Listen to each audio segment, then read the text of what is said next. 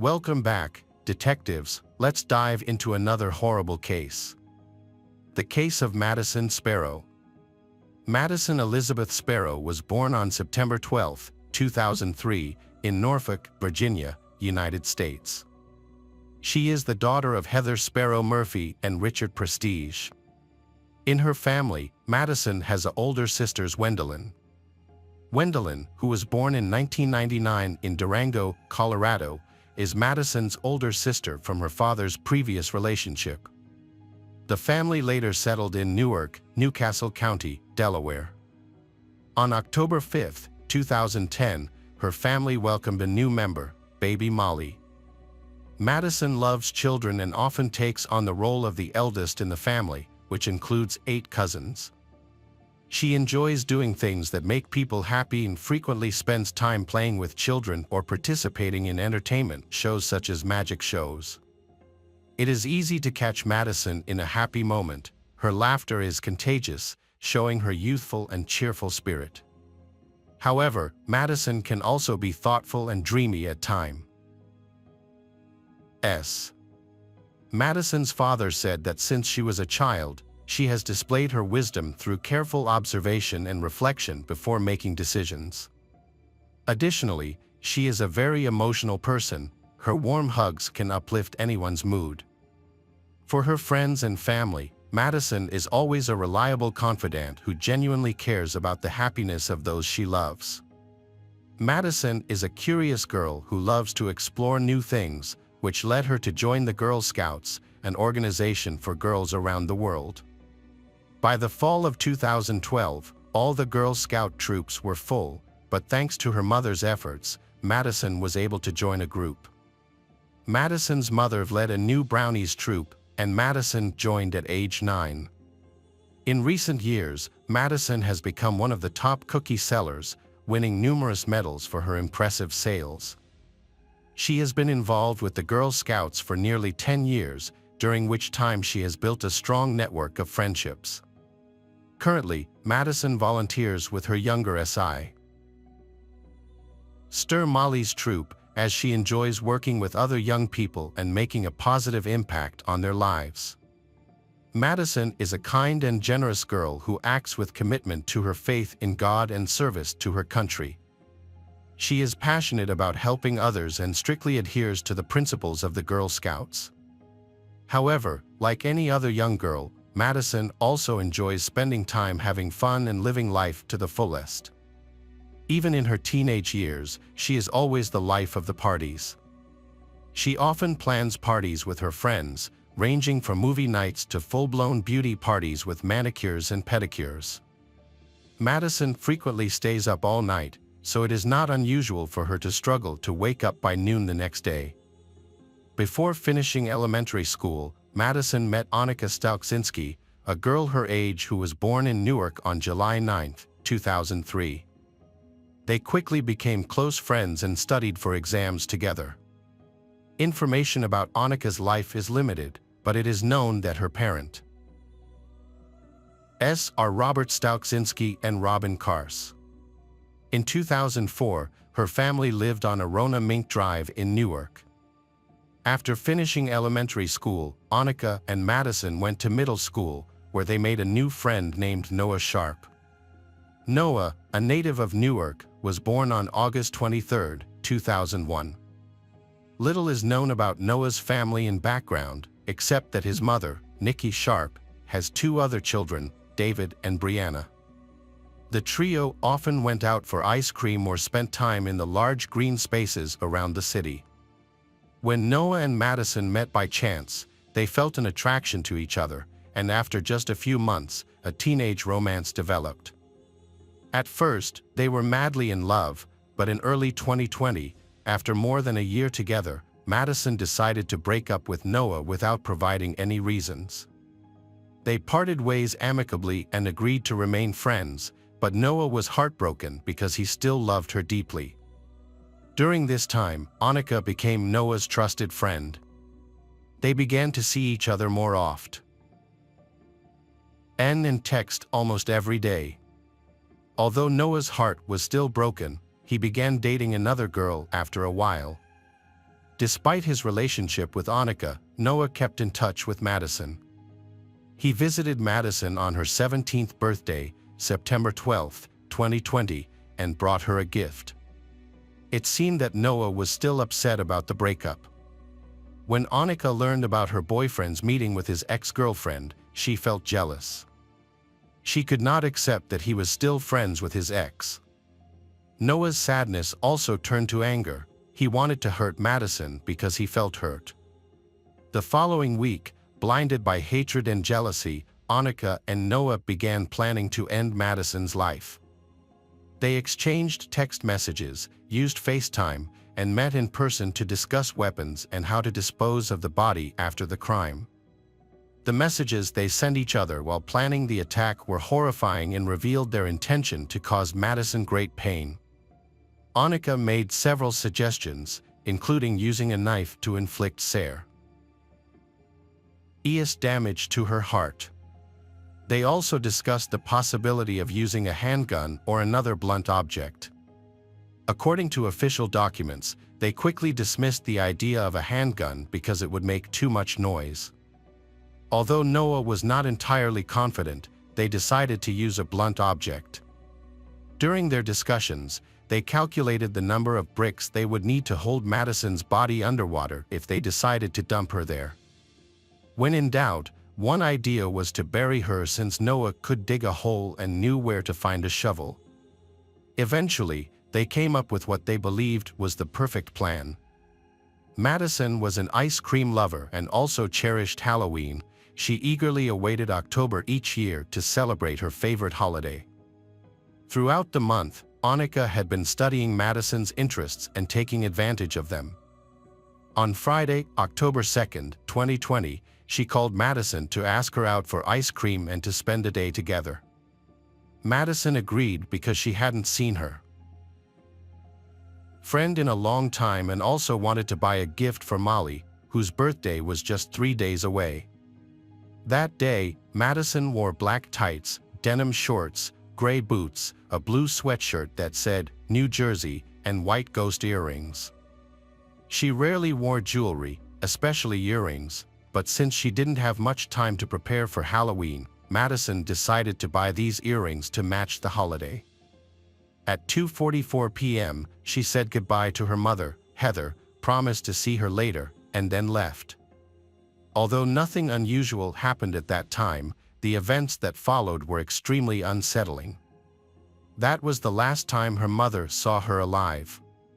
Just hours later, Heather began receiving abusive text messages from Madison's phone number, along with information suggesting that Madison was supposed to be leaving the country. Heather thought it was a joke. She replied and wished Madison good luck in her endeavor, joking that she had forgotten to bring her passport, which was in the safe. However, Heather received no response. Even when she called her daughter, no one answered. Heather, who was hanging out with Molly and taking her to scout meetings and swimming lessons, was confused. The lack of response began to worry her. Heather decided to call Annika, knowing that they would meet later in the day. When Annika answered, she burst into tears and explained that Madison had insulted her and that she had dropped her off near a store. Annika then suggested contacting Noah, but he did not respond. Frustrated, Heather asked Annika to contact Noah again. The three of them chatted but did not get any information. Frustrated, Heather decided to go home. On the way home, Heather received several messages from her daughter's friends, who had also received strange messages and wanted to know what was going on. When she got home and did not search for any clues, Heather found no signs that her daughter had run away. Even the money she had received for her birthday, her clothes, and her Redick cards were in her room. These messages were strange and nonsensical. Madison had no reason to run away, especially without a bag containing her clothes and money. When Madison did not return home at around 8:30 p.m., Heather contacted 911 and reported her daughter missing. Despite repeated attempts to reach out to people, all her efforts were in vain. After being informed of the situation, Heather's parents traveled from another city to support their daughter. Furthermore, she notified Madison's father, with whom she had divorced, who now lived in Colorado. He quickly shared the information on social media, calling for help in finding his daughter. On Saturday, October 3, 2020, the search for Madison, 17, who was reported missing, continued. Delaware State Police issued a yellow alert to activate all necessary procedures to search for missing persons. Over the course of 2 days, police search teams, family and friends searched farms near the University of Delaware, where Madison was last seen. The media also disseminated information about the search, asking people to come forward with any details. Delaware State Police have begun questioning Madison's friends, and evidence points to her ex-boyfriend as a suspect. According to information, the girl went to the woods in Newark behind the elementary school, where she was also seen with Noah on the day she went missing. Detectives then detained and questioned him for nearly 9 hours from October 4th to 5th, but he claimed he had no idea what had happened. He eventually confessed to his actions and revealed that Annika was an accomplice. He explained that Annika hated Madison because she was jealous of their relationship. He also shared his deep feelings about breaking up with her. According to Noah's testimony, he drove Madison to the woods behind the elementary school, then hid behind the bushes with an aluminum baseball bat. As Madison happily walked along the trail, he suddenly emerged from his hiding place and hit Madison twice in the head. Noah admitted to putting all his strength into the second blow, adding that it was then that he became enraged after months of losing control over the girl who had broken his heart. Unable to control himself, he continued to strike her body multiple times. After the attack, the two used Annika's car to transport her body to a location near the intersection of I-95 and the Delaware state line, about 15 minutes away from the scene and near a warehouse. Once there, they attempted to drown the body in the river. Unsuccessful, they opted to bury it in a shallow grave they dug in the same location. Armed with detailed information from the suspect, investigators carefully searched the designated area. There, they discovered an aluminum baseball bat used as a weapon, with traces of blood. The crime scene also revealed the victim's clothing, with some items showing evidence of having been burned. The suspect then led law enforcement to a large plot of land near the intersection of I-95 and the Delaware state line, where he and his accomplice had secretly buried the body. On Monday, October 5, 2020, Corporal Heather Piper announced the discovery of Madison's body. The news sent shockwaves through the victim's family, friends, and community. Several days later, on Saturday, October 9th, hundreds gathered at the high school football field to remember and honor Madison. An autopsy revealed that Madison died from blunt force trauma to the head. Experts also found the DNA of Noah and Annika on physical evidence collected at the scene and where the bodies were found. Noah faces charges of first-degree murder, possession of a deadly weapon during the commission of a felony, and first-degree conspiracy. He has been placed in a correctional facility on a $1 million bail. More than a month after the tragic event and after processing the necessary evidence, Annika, 17, was also arrested. She was indicted by a Newcastle County grand jury on charges of first-degree murder, possession of a deadly weapon during the commission of a felony, and first-degree conspiracy. Meanwhile, Madison's family has been struggling. Heather has repeatedly stated that the exact cause of her daughter's death may never be known. Although Noah admitted his guilt to the police, he did not plead guilty in his formal court filing. This has led to speculation that his defense attorney may argue that he was mentally unstable. In some cases, attorneys often attempt to defend their clients by referring to their mental health status.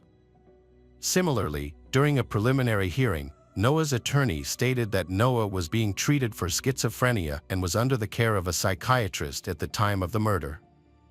Noah's attorney confirmed that he had been injured in Chester County, Pennsylvania, about 3 weeks before the murder.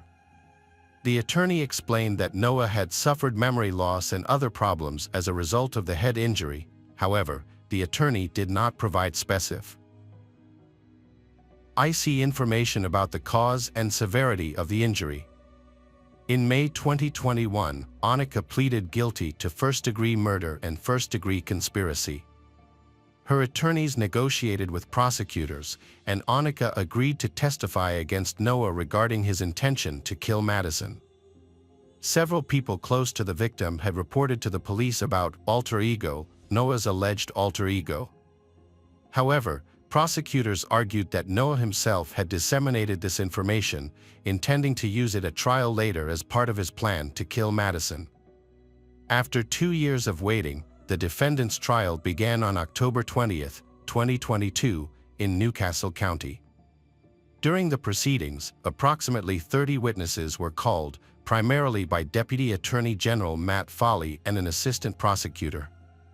The courtroom played hours of video recordings of Noah's interviews with state police detectives. Viewers heard Noah's changing story until he finally confessed. The defense tried to challenge this evidence, arguing that the police had interrogated their client for too long. Attorney Monica Jerome noted that the detectives interfered with the interrogation, directing Noah to say what they wanted and forcing him to say it. However, most people viewed this as a last-ditch effort to justify the murderer in any way possible. The prosecution presented text messages exchanged between Noah and Annika, which they claimed showed that the two had planned the crime. Faced with this evidence, the defense attempted to convince the court that someone else had control of the suspect's device and that he was not the one who contacted Annika. However, the testimonies of Noah's mother and brother contradicted each other several times when they were called to testify. Nikia stated that her son came home on the evening of October 2 without being wet. Meanwhile, David said that his brother was wet and looked like he had just come out of a swamp. Nikia reported that when her son arrived home, Annika came in and seemed normal. David, on the other hand, claimed that Annika came in angry and slammed the door.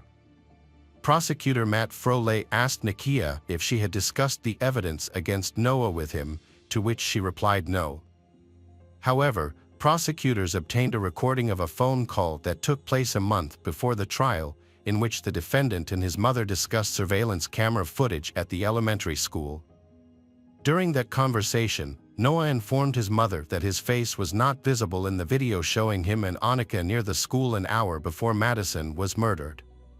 His mother reacted with relief at this news. However, the video showed an African-American man of similar height and build to Noah, holding a baseball bat while walking into the woods with a girl. The defense questioned the defendant's relatives about the two injuries he allegedly sustained.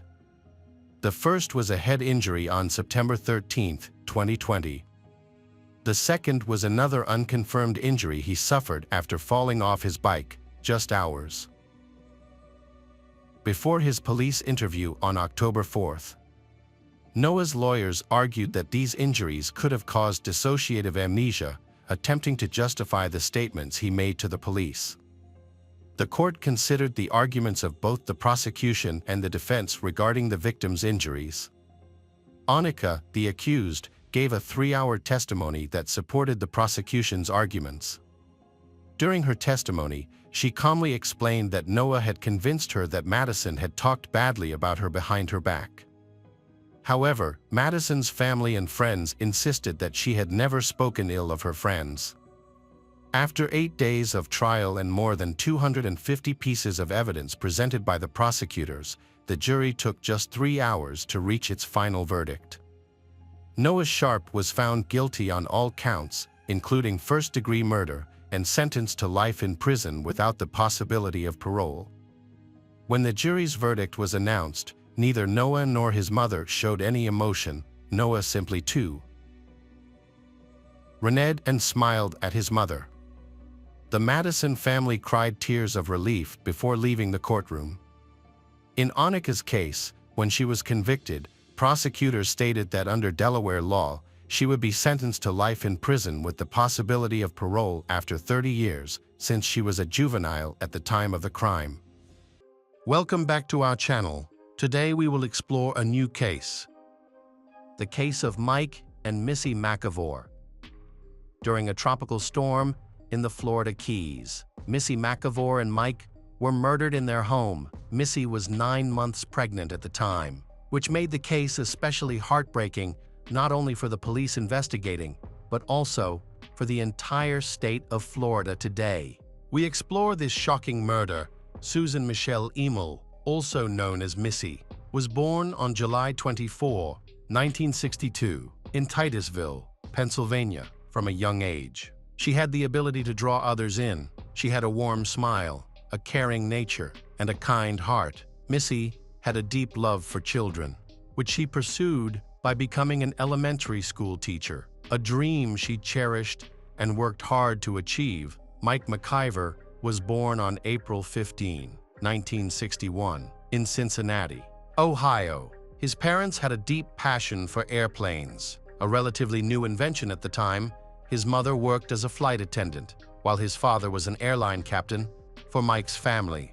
Airplanes were not only a source of income, but also a shared love. Many childhood photos show Mike disassembling and reassembling planes with his family. Mike pursued his passion from childhood all the way to his career and eventually became a professional pilot. In 1987, he met a girl named Missy, and he fell in love with her immediately. They first laid eyes on each other at a nightclub and talked non-stop all night. They felt like they were destined to be together. So they decided to start a serious relationship. 2 years later, Mike and Missy moved to Key Largo, where they bought a spacious house in May 1990. They got married in a small ceremony in their backyard. Everyone who witnessed their marriage agreed that they were a perfect couple. Mike was healthy and successful, while Missy was beautiful, caring, and kind. They were both good people and had the potential to be wonderful parents. In January 1991, Missy found out she was pregnant. They began converting the living room into a nursery and were excited to plan every detail for their first child. The tropical storm hit the area in late August, bringing heavy rains and strong winds. Mike and Missy attended Lamaze classes together. They had chosen a name for their child and were looking forward to Missy giving birth naturally as soon as class ended. The sky darkened with ominous clouds, and lightning flashed in the distance. That Lamaze class would be the last time anyone saw Missy and Mike alive. The storm hit on the night of August 21st, and after it passed, everyone returned to their normal routines. Children began arriving at Key Largo Elementary School, and teachers discussed the terrible storm that had just occurred. However, Missy did not show up for work that day. Whenever she took a day off, she always called ahead to avoid worrying her students. Demonstrating her dedication to her job, Missy's absence was not only unusual, but also alarming. Worried, her colleagues called Missy's home, but no one answered. They continued to call Mike's sister, Sharon, to inquire about the situation after hearing the news. But Sharon called Missy's home, but no one answered her either. She tried again, but still, no one picked up. Strangely, even Mike and Missy's answering machine was not working. Sharon informed Missy's colleagues that she was unable to contact her, prompting them to visit Missy and Mike's home. The door was locked, and all the curtains were drawn except for one, which was only partially open, allowing the colleagues to catch a glimpse of the living room. They were shocked to find a person lying motionless on the floor, with only the person's feet visible. Her colleagues felt worried after witnessing such a disturbing scene through the window. Missy's neighbor then noticed something unusual and decided to check it out. When Missy's colleagues informed him about the situation inside the house, feeling that something was wrong, the neighbor decided to break down the door. When they entered the house, they found Mike lying on his back on the floor, his arms and legs spread out. His head was wrapped in tape. His mouth was also covered with tape, and white socks were placed in front of him. Shocked, they quickly called the police to report the incident. The police arrived promptly to investigate the scene, While searching the house, they found a shoe print on Mike's throat and a metal bar in the kitchen. The police believe the metal bar was the murder weapon and that the killer may have stomped on Mike's throat before killing him in the master bedroom. Missy's body was found. Her wrists were tied to her ankles with what appeared to be a clothesline, and a tie was wrapped tightly around her neck. 2 pieces of tape covered her eyes. Missy had been abused while she was pregnant and then strangled to death. In the following months, the townspeople began installing alarm systems and purchasing weapons, worried that they might be the next victims. Meanwhile, the police were trying to determine what had happened. They believed that the killer had cut the phone lines and entered Missy's house using a ladder left by a contractor. The timing of the attack during a storm allowed him to enter and exit the house undetected. Interestingly, the killer only had a metal bar with him and used items found in the house to tie up his victims. Suggesting that he was experienced, DNA was collected from the crime scene, including semen samples found on various parts of Missy's body. The results of the autopsy confirmed that both Mike and Missy died from strangulation. Mike suffered injuries from being struck with the metal bar, but he also had severe bruising on his abdomen, indicating that he had been kicked in the stomach. Additionally, his throat was severely damaged from being trampled. The strangulation marks on Missy's neck indicated that she had fought back for some time, forcing the killer to attempt multiple strangulation maneuvers before ultimately killing her. Tragically, her child, Kyle, died from a lack of oxygen in the womb during the attack. Police believe that Missy was the primary target and that the perpetrator may have known Mike. As a result, the police began questioning people she knew. Police eliminated 3 potential suspects after they volunteered to provide DNA samples. The police then noticed that some of Mike's business dealings did not appear to be entirely transparent. They discovered that Mike had made several trips to a notorious drug manufacturing center. During the height of Miami's illegal drug trade, the police investigated Mike's business dealings, but ultimately, this investigation went nowhere. As there was no evidence that Mike was involved in any illegal activity, time passed without much progress. Then, unexpectedly, there was a breakthrough in the case. Renowned FBI psychologist Dale Hinman was brought in and used the available evidence to create a detailed psychological profile of the killer. She suggested that the killer may have a criminal record, that he knew at least some aspects of Missy's habits, and that he may have been obsessed with her. This was a major turning point in the investigation. A police officer has been trying to catch a suspect named Thomas Overton for years. Thomas is believed to be responsible for the attack and murder of a 20-year-old girl. The girl was last seen at a movie theater where Thomas worked, and her body was later discovered wrapped in a tarp with popcorn kernels nearby. Although the police suspect Thomas, there is no direct evidence linking him to the crime. Thomas later became the prime suspect in the murders of Missy and Mike. However, there is still no direct evidence linking him to their murders. On October 6, 1996, Thomas was arrested while committing an armed robbery and was imprisoned for this crime. He later injured himself in a failed escape attempt while being transported to prison. He asked the paramedics to provide him with gauze. The police collected DNA from the swab and compared it to evidence found at Missy's home, confirming his involvement in the crime. Shortly thereafter, Mike confessed to the murder. He had previously worked at a gas station that Missy often visited, and he had attempted to flirt with her, which she found offensive. She confided in others about the encounter, especially since she was 8 months pregnant at the time, the night before her death. Missy told Mike's sister, Sharon, that Mike had approached her again. This time, more aggressively. She had no idea that Mike had seen her address on a check she had written and had been stalking her for days. Thomas regularly visited Missy's home to spy on her. Revealing his disturbing obsession with her, he noticed contractors coming in to build a nursery for Missy's family on August 21st. During a storm, Thomas put on a mask, black military fatigues, and gloves, and went to Missy's house. He climbed a ladder to the nursery, opened the glass door, and quietly entered. At that time, Mike was in the kitchen and was probably unaware that Thomas was coming up behind him. Suddenly, Thomas hit Mike on the head with a metal bar, causing Mike to instinctively fight back. A struggle broke out, but Thomas eventually overpowered Mike and strangled him to death during this attack.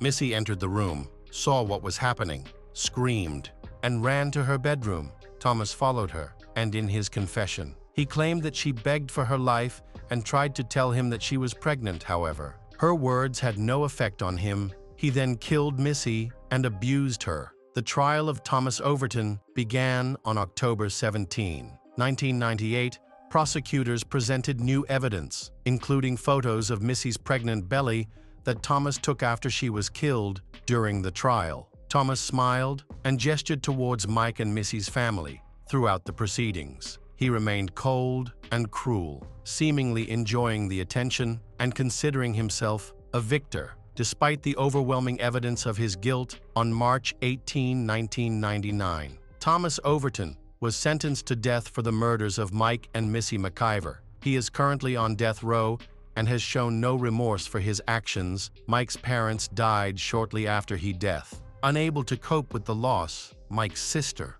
Sharon, described Thomas as the embodiment of evil. Welcome back to our channel. Today we will explore a new case, the case of Linda Curry. To avoid tragedy, sometimes it is enough just to walk away, to leave someone who behaves strangely and potentially dangerously, but in some heartbreaking cases, the victim and the killer remain fated to be together, leading to an irreversible outcome. Linda was once a charming woman with impeccable taste. She balanced her career during the week with dancing on weekends, which helped her relax and stay active even in her 40s. She looked stunning with her education. Linda achieved professional success, earned a good income, and maintained her perfect image. In 1989, she met Paul Curry at work. Paul quickly impressed Linda with his intelligence. Their relationship gradually developed into marriage, which took place on September 12, 1992, in Las Vegas. Compared to the accomplished Linda, Paul seemed rather ordinary, leaving many to wonder why such a successful woman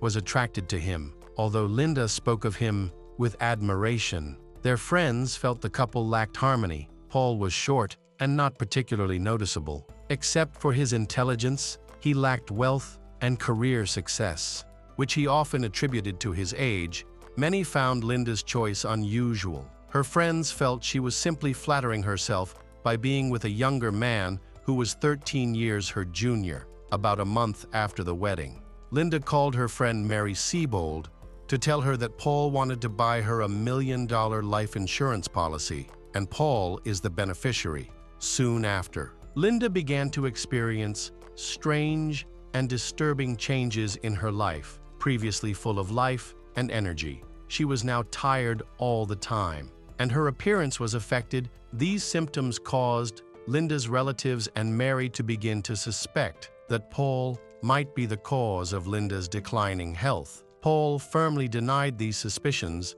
and even threatened to sue Mary for slander after she made some unfounded comments. However, this did not alleviate her suspicion that Paul might be behind Linda's difficulties. Mary continued to contact Linda and noticed that she was becoming increasingly weak, sensing that something was wrong. Mary advised Linda to leave Paul, believing that he could be a threat. However, Linda insisted that Paul was not the cause of her health problems. She often spoke highly of Paul, describing him as a loving and devoted husband who showed his affection through compliments and romantic gestures. Linda believed that her problems could stem from the stress of her job rather than her relationship. Despite seeing doctors regularly, Linda's health continued to worsen. The medications prescribed had no noticeable effect. Back in the 1960s, when Mary and Linda worked at a nuclear power plant, Linda was known for her impeccable fashion sense, and Mary was often surprised by how she maintained her figure despite enjoying food. During their regular meetings at work and outings, the two women formed a strong bond, sharing everything about their lives. Mary admired Linda's exceptional taste as she skillfully matched outfits, shoes, bags, and accessories. Mary and Linda shared a passion for fashion and beauty. They were also ambitious, career-focused individuals determined to succeed in their respective fields. Linda advanced quickly in her career. She started as a secretary and eventually became a manager with her own office. Linda had been married twice, but had ended both marriages. Afterward, she began a long-term relationship with an insurance agent named Bill Sandretto. They dated for over 8 years, but they never chose to get married. Primarily because Bill valued his independence, Linda and Bill went through multiple breakups during this time. But they always reconciled since the 1980s. Linda has become the head of the department and started earning a good income. Linda was enthusiastic about spending money, but she made an effort to avoid impulsive purchases. She managed her budget well and planned to make several major purchases. In addition to maintaining her fashionable appearance, she bought a car and a spacious house in San Clemente, California. This house was the dream home she had envisioned for many years. Finally, she was able to buy it for herself, marking a significant milestone that confirmed her success. This achievement filled Linda with pride. In early 1989, around the time of Linda's 45th birthday, her relationship with Bill came to an end. Paul, a consulting engineer hired at her company, frequently encountered her. He had a background in nuclear engineering and was a young professional with experience in power plant safety organization. However, he was seen as somewhat eccentric and quickly earned a reputation for being selfish and arrogant. His behavior was often deemed unacceptable, and he used his intelligence as an excuse for it. While Paul was indeed intellectually gifted and outperformed many of his colleagues based on his achievements, he also claimed to have won $26 in the lottery on his first try, which he attributed to careful calculation. Additionally, he belonged to an international community of high IQ individuals and often showcased his certificates. However, aside from that, he lacked any notable accomplishments. Paul was intelligent and charming, which impressed his boss, Linda, who quickly fell in love with him after 3 years of dating. They decided to marry. Fulfilling a long-held dream of Linda's, Linda often described their relationship as very loving, which seemed to justify her choice, even though she later confided to friends that there was no intimacy between them. As Paul showed little interest shortly after their marriage, Paul suggested they merge their finances. Linda contributed most of the income to their household, although they had plenty of money initially.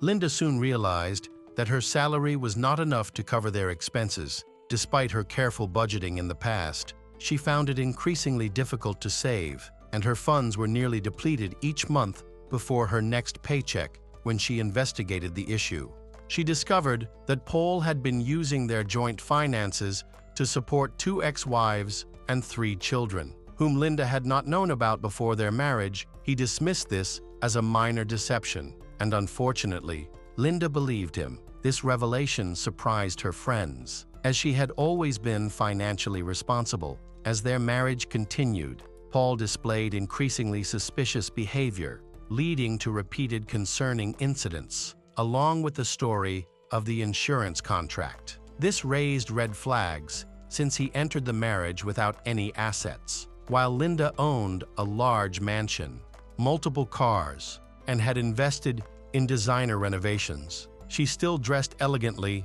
and had a taste for expensive items, none of which Paul possessed. Paul must have known that his wife already had several life insurance policies in place, but he was not listed as a beneficiary on any of them. Her sister, ex-boyfriend, and other close relatives were. Instead, there seems to be no good reason for a new insurance policy. Many suspect that his motives were driven by a desire to gain financially in the event of her death, and many began to seriously fear that he would not just wait for such events, but might somehow expedite the process. Just 6 months into their marriage, Linda began to doubt her husband's true intentions. Around this time, her friend Frankie Thurber went through a divorce and found herself in a tough situation. In 1993, Linda offered Frankie a temporary place to stay in her mansion. Influenced by Frankie's experiences, Linda started to question whether her husband genuinely loved her, thinking he was trying to exploit their relationship.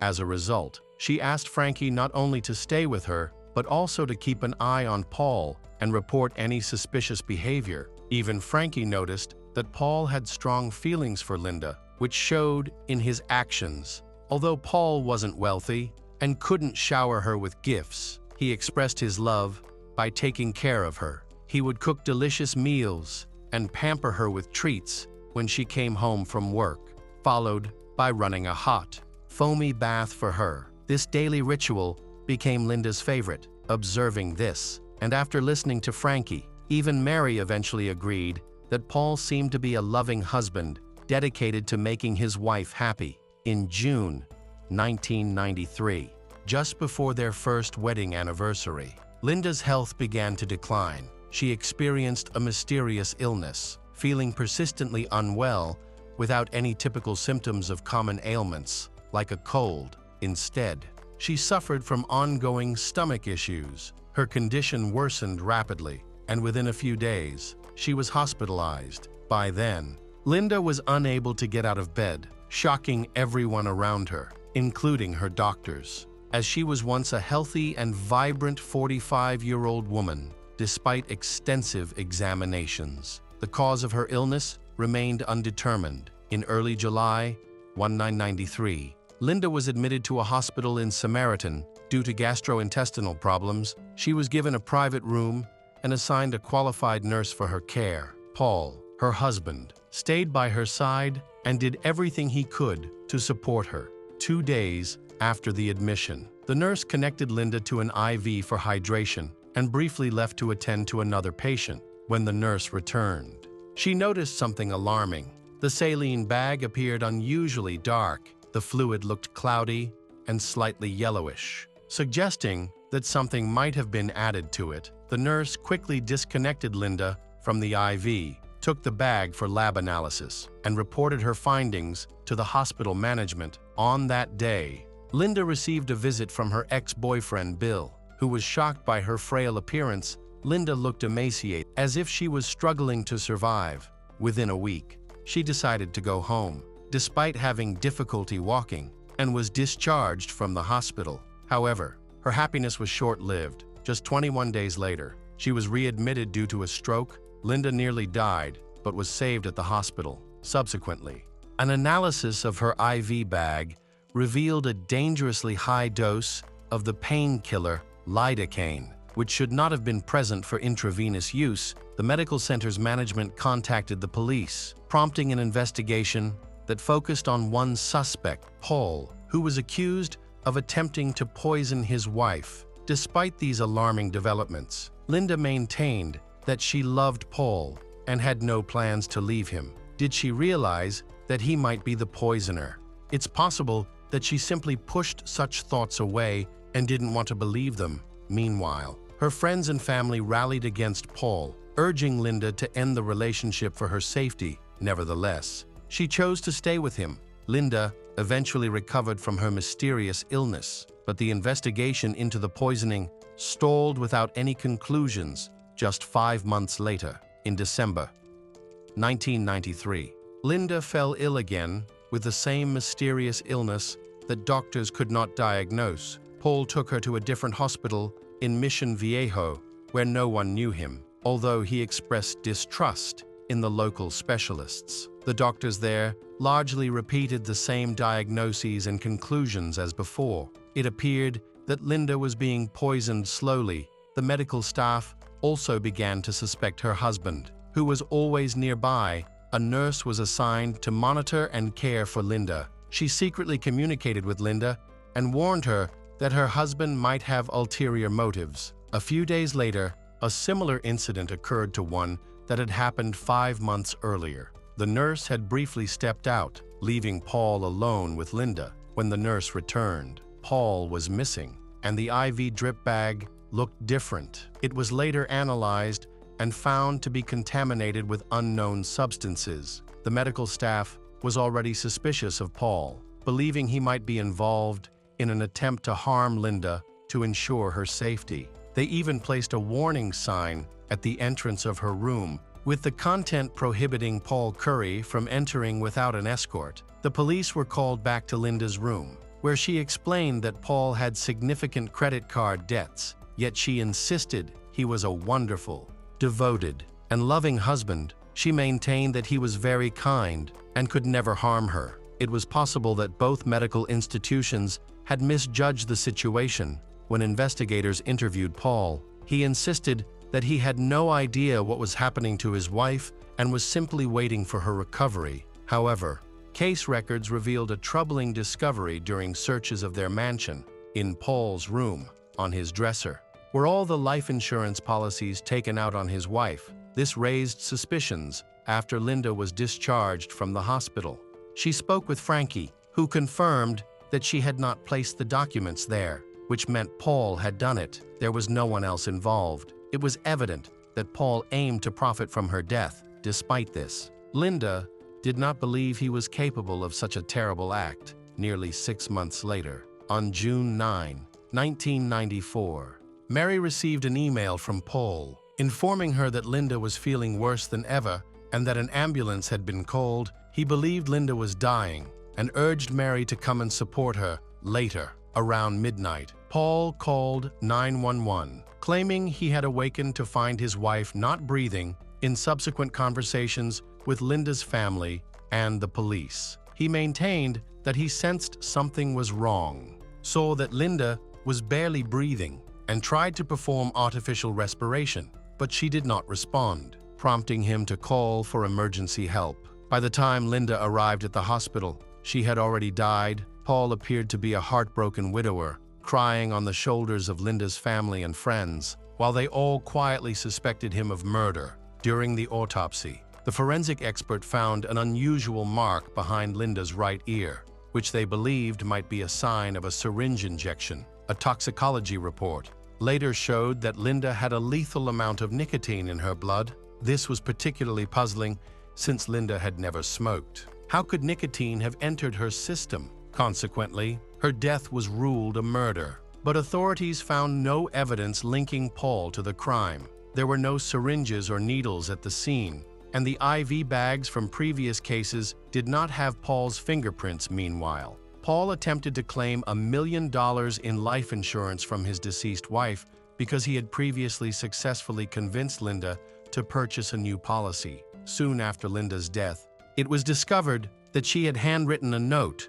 leaving half of her estate to her sister. This infuriated Paul, who sought legal advice to claim the entire inheritance, but he was unsuccessful. Everything had to be divided. In the end, Paul Curry collected $419 from Linda's 2 life insurance policies and her retirement plan. It also came to light that all of Paul's educational and professional credentials were forged. Even the supposed International Organization of Intellectuals was a scam. He hadn't even graduated from college. As a result, he was fired from his job. Now, these incidents were decided to be viewed in a new light. In 2002, the former state prosecutor retired, and a new one took over, showing immediate interest in Linda's case. At the time of Linda's death, he was still in law school, but he had since become the district attorney and was eager to make a name for himself. He was particularly intrigued by the media used to store evidence from the mid-90s, especially the extensive analysis of microcassette analysis. All conversations with suspects and witnesses had been recorded, including an interview with Linda conducted shortly before her death while she was in the hospital in August 19, 1993.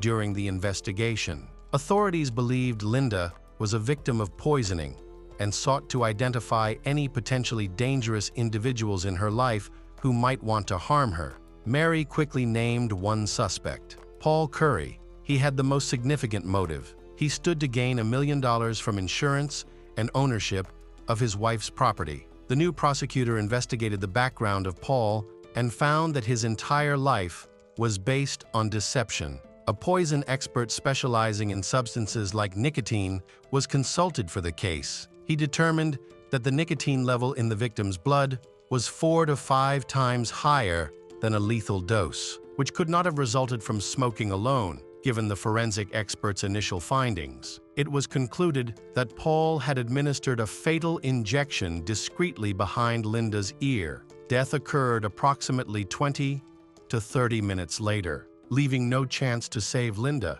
In addition to nicotine, significant amounts of a sedative and sleeping pill were detected in her blood. It appeared that he first sedated his wife to administer the lethal injection without raising suspicion. Adding the sleeping pill was easy for him since he often cooked for Linda and experimented with different sauces and spices. A neighbor testified that Paul went to the store for cigarettes that evening. However, it was clear that Linda could not have absorbed such a high dose of nicotine even if she had smoked 5 packs. The nicotine must have been injected. After losing his job, Paul relocated to Kansas, where he remarried and had a son.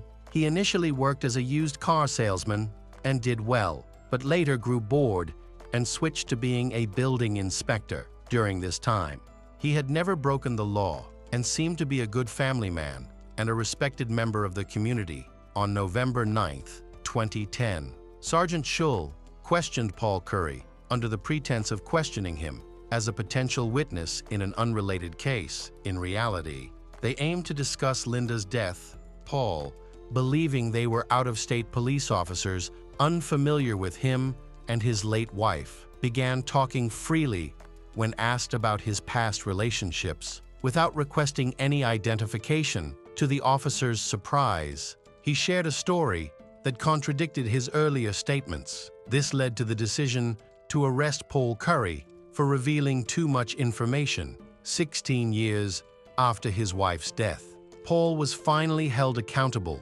Unfortunately, justice did not hurry, and he did not appear in court until September 2014. During this time, he had spent all that time in jail. Paul faced charges of premeditated murder, which, according to state law, could result in life imprisonment without the possibility of parole. The defense attorney employed a typical strategy of denial, arguing that the prosecution lacked direct evidence connecting Paul to Linda's murder. The defense claimed that Linda had given herself a nicotine enema, supposedly based on someone's suggestion of this unusual treatment for her stomach pain. Meanwhile, the prosecution stated that a sedative was found in her blood. Noting that there was no prescription for it and that it wasn't provided by the hospital, they alleged that Paul had given his wife the drug to sedate her before the murder. The prosecution also claimed that Paul was the only person in Linda's life with a serious motive and had been alone with her for at least 6 hours prior to her death, clearly having done something to her, as there was no one else who could have done it. After both sides presented their arguments, the jury went into deliberation, which lasted a day and a half. As a result, Paul Curry was found guilty of first-degree murder with the intent to profit, and he was sentenced to life in prison. Paul never admitted his guilt, so the exact circumstances surrounding Linda's death remain a mystery. Hello, everyone. Today, we will learn about another case, the case of Mark Angelucci. In modern life, delivery services have become an indispensable part. Bringing convenience by everything is delivered to the door. However, along with this convenience, malicious individuals can easily impersonate delivery staff to commit harmful acts, including murder. On July 11, 2020, at a house in Cedar Pines Park, California, a courier knocked on the door of Mark Angelucci, a 52-year-old successful lawyer. Mark wasn't expecting any deliveries that day, so the courier's visit felt unusual. He thought the delivery man might be carrying work-related documents. When Mark opened the door, the courier handed him a package and asked him to sign for it. As Mark reached to take the package and sign, the courier unexpectedly pulled out a weapon and attacked him multiple times. Mark was hit and fell to the ground. The attacker quickly fled the scene, leaving Mark bleeding on his doorstep. Tragically, he died of blood loss just minutes before the ambulance arrived. The only evidence left behind by the attacker was the bullets lodged in Mark's body. It was clear that the attack was not a robbery, as nothing was taken from the house. The killer's actions indicated a deep-seated hatred for the victim. The assailant attacked him at point-blank range, clearly targeting vital organs to ensure he would not survive. Detectives began their investigation by looking into the victim's close acquaintances to identify anyone who might have harbored animosity toward him or if there had been any recent disputes. Detectives also interviewed a friend of the victim, Cassie J. Mark played a significant role in Cassie's life. Although they were not romantically involved, Cassie met him while working on a documentary. She was taken aback by how different he was from the typical lawyer stereotype. Mark was genuine, positive, and cheerful, passionately discussing his work. He was not driven by profit and dedicated considerable time to volunteer efforts. Cassie and Mark had a strong bond built on mutual respect. She viewed him as her greatest source of support and protection. As a result, she struggled to cope with his absence. Cassie regarded him almost as family, noting that he never abandoned her during tough times. When she married in 2018, Mark traveled 7 hours to congratulate her. Mark is a well-known and respected individual who maintains multiple social media accounts. He regularly updates his followers on his career achievements and shares motivational messages. Additionally, he provides consulting services and is dedicated to his work. Instead of starting a family, Mark chose to focus on his career as his top priority and true passion, which has helped him become one of the best lawyers in the state. Throughout his career, he has accumulated considerable wealth, owns a large house, and drives a luxury car. He always dresses smartly and maintains a neat appearance. During an in-depth investigation into Mark's activities, the police discovered that he was involved in the men's rights movement. He joined this movement while studying law after witnessing his friends struggle to obtain help from the police following an incident of domestic violence. Mark also supported men in securing custody during divorce cases, often providing these services for free with the assistance of a well-resourced lawyer. He viewed this work as a way to contribute to a better future for the American community. In 1997, Mark aimed to highlight the challenges men face in legal situations, advocating for equal rights for both men and women and for fair treatment regardless of gender. His actions could be interpreted in many different ways and could cause hostility, leading to him being attacked. Given that Mark was a popular lawyer without any family, Cassie worried that the investigation could lose momentum without appropriate attention from relatives. Consequently, she became an activist, urging the authorities to take action. Later, Cassie wrote a book and produced a film about him. The police were struggling to find leads, and the lockdown made the situation even more difficult. Cassie decided to take an active role in searching for the person responsible. She believed that there were no potential murderers among Mark's close friends and thought the crime might be a random act of revenge. However, she was convinced that Mark's legal work held the key to solving the case. Mark often represents less wealthy clients, and each win can cause resentment among influential people, which can spur an unstable individual to action. To identify potential suspects, the police needed to interview many people and review Mark's recent cases. Unfortunately, they were unable to gather any useful information. On July 19, 2020, just a week after the Mark attack occurred, an unknown attacker opened fire at the home of New Jersey District Judge Esther Salas. Her college-age son, Daniel Anderl, answered the door and briefly spoke with a courier before being attacked in the chest. After Daniel fell, the assailant attacked Mark 3 times. Both were seriously injured but survived as the attacker fled. Judge Esther was in the basement during the attack and remained unharmed. Given the severity of the attack, the FBI was brought in to assist local law enforcement in identifying the person who fired attacks at the judge's home. Authorities believed there was a connection between the 2 attacks, even though they occurred in different states and at different times. After conducting ballistics tests, investigators confirmed that the same .380 caliber pistol was used in both attacks, reinforcing their theory of a single attacker.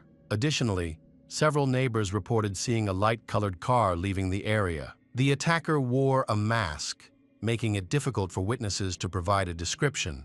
With the motive still unclear, law enforcement officials were concerned that the killer might strike again, potentially targeting others connected to the judicial system.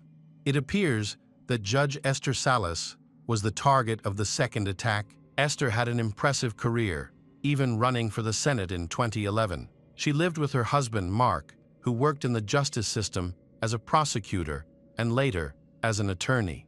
Esther worked hard to achieve success, starting as a public defender and consistently studying hard, believing that education would be the key to realizing her dreams. She ultimately rose to become one of the leaders in her field. Daniel's parents were both dedicated and hardworking individuals. They often handled multiple cases simultaneously. In 2018, he decided to pursue a career in law and enrolled in law school. He was accepted into the Catholic University of America in Washington, D.C., a prestigious institution with many notable alumni. After Daniel started school, his parents maintained constant communication with him. They described Daniel as a good kid who didn't associate with bad influences, was naturally distanced from criminal activities, and was not aggressive. He had no enemies, did not suffer from mental health issues, and had not encountered any problems in recent months. The assault on this cheerful and active young man was a devastating blow to both his family and their tight-knit community, particularly for Daniel's girlfriend. Relatives of Daniel reported that, on July 17, he had spent time with friends. It was a lovely day, and he celebrated his 20th birthday with his parents and closest friends. No one could have predicted that this gathering would be their last together. During his meeting with Daniel, there were no mentions of any issues. Everything appeared to be fine. Daniel was not an aggressive person, making it difficult to believe he had any dangerous enemies. 2 days later, there was a knock at the door. Mark looked over the railing from the second floor and saw a man in a courier uniform standing outside with a large package. He was surprised that a courier would come on a Sunday, a day when delivery services usually do not operate. No one was expecting any deliveries, especially during the lockdown, which made the situation even more unusual. Before anyone could react, Daniel cheerfully went to the door and opened it. According to Daniel's father, the courier asked Daniel to call for Judge Esther Salas to sign for a delivery envelope. While Daniel hesitated, trying to remember where his mother might be, his father started to go down the stairs to the door. Suddenly, explosions rang out. Mark likely startled the attacker, who then opened fire, hitting him as he instinctively tried to shield himself. By the time Esther emerged from the basement, her son had been attacked in the chest, and her husband had been struck by 3 bullets. The attacker had already escaped. Immediately, she called 911. Daniel and Mark were quickly taken to the hospital, where doctors worked hard to stabilize them. Daniel was Mark and Esther's only son. Before his birth, Esther endured 3 heartbreaking miscarriages, which were very difficult for her to handle. She and her husband had longed for a child, but faced repeated disappointments. When Daniel was born, it felt like a miracle and the realization of their dream for their family. They had high expectations for him. Despite serious injuries, Daniel remained conscious and became an important witness for the police. Detectives came to interview him in his hospital room. Daniel could only catch a brief glimpse of the attacker and was unable to provide a detailed description, as the attacker was wearing a mask. Sadly, his condition worsened, and he passed away, leaving his family devastated. Many loved ones gathered to support them during this tragic time. News of the attack on the courier quickly spread, causing widespread panic. With the attacker still at large, no one felt safe. Police have faced pressure to speed up their investigation, but the 2020 lockdown has severely hampered their efforts to solve the two murders. Law enforcement continued to sift through the limited information available, while multiple federal and state agencies were investigating Anderl's murder. Another case was unfolding 150 miles away in the Catskill Mountains of New York State. Police discovered an abandoned vehicle and a body on a dead-end road. An identification card found at the scene revealed that the deceased was Roy Den Hollander, a 72-year-old lawyer from New York. The small community was shocked by this crime, as violent incidents were extremely rare in the area, with the crime rate nearly at zero. It is unusual, considering that Roy is a seasoned attorney with considerable experience. Could this be another murder mystery linked to a series of attacks on individuals within the justice system? However, unlike typical crime scenes, a gun was found next to Roy's body, raising suspicions that he may have taken his own life. Police have determined that the gun used in the case was a .30 380, and ballistics tests have confirmed that it matches the bullet that killed Mark and Daniel, as well as Roy himself. Detectives speculated that Roy might have attacked the judge's family before traveling to upstate New York, where he eventually took his own life. As investigators continued to search Roy's crime scene, they found a FedEx envelope addressed to Judge Esther Salas and a home address in San Bernardino County, California, in his car. Investigators also learned that Roy took a cross-country train ride to California in early July. He is seen here at the San Bernardino train station on July 7, 2020, wearing a medical mask and holding a cup of coffee, and was later seen on other security cameras as he approached Mark's home. These evidences suggested his involvement in both murders, although his motive remained unclear.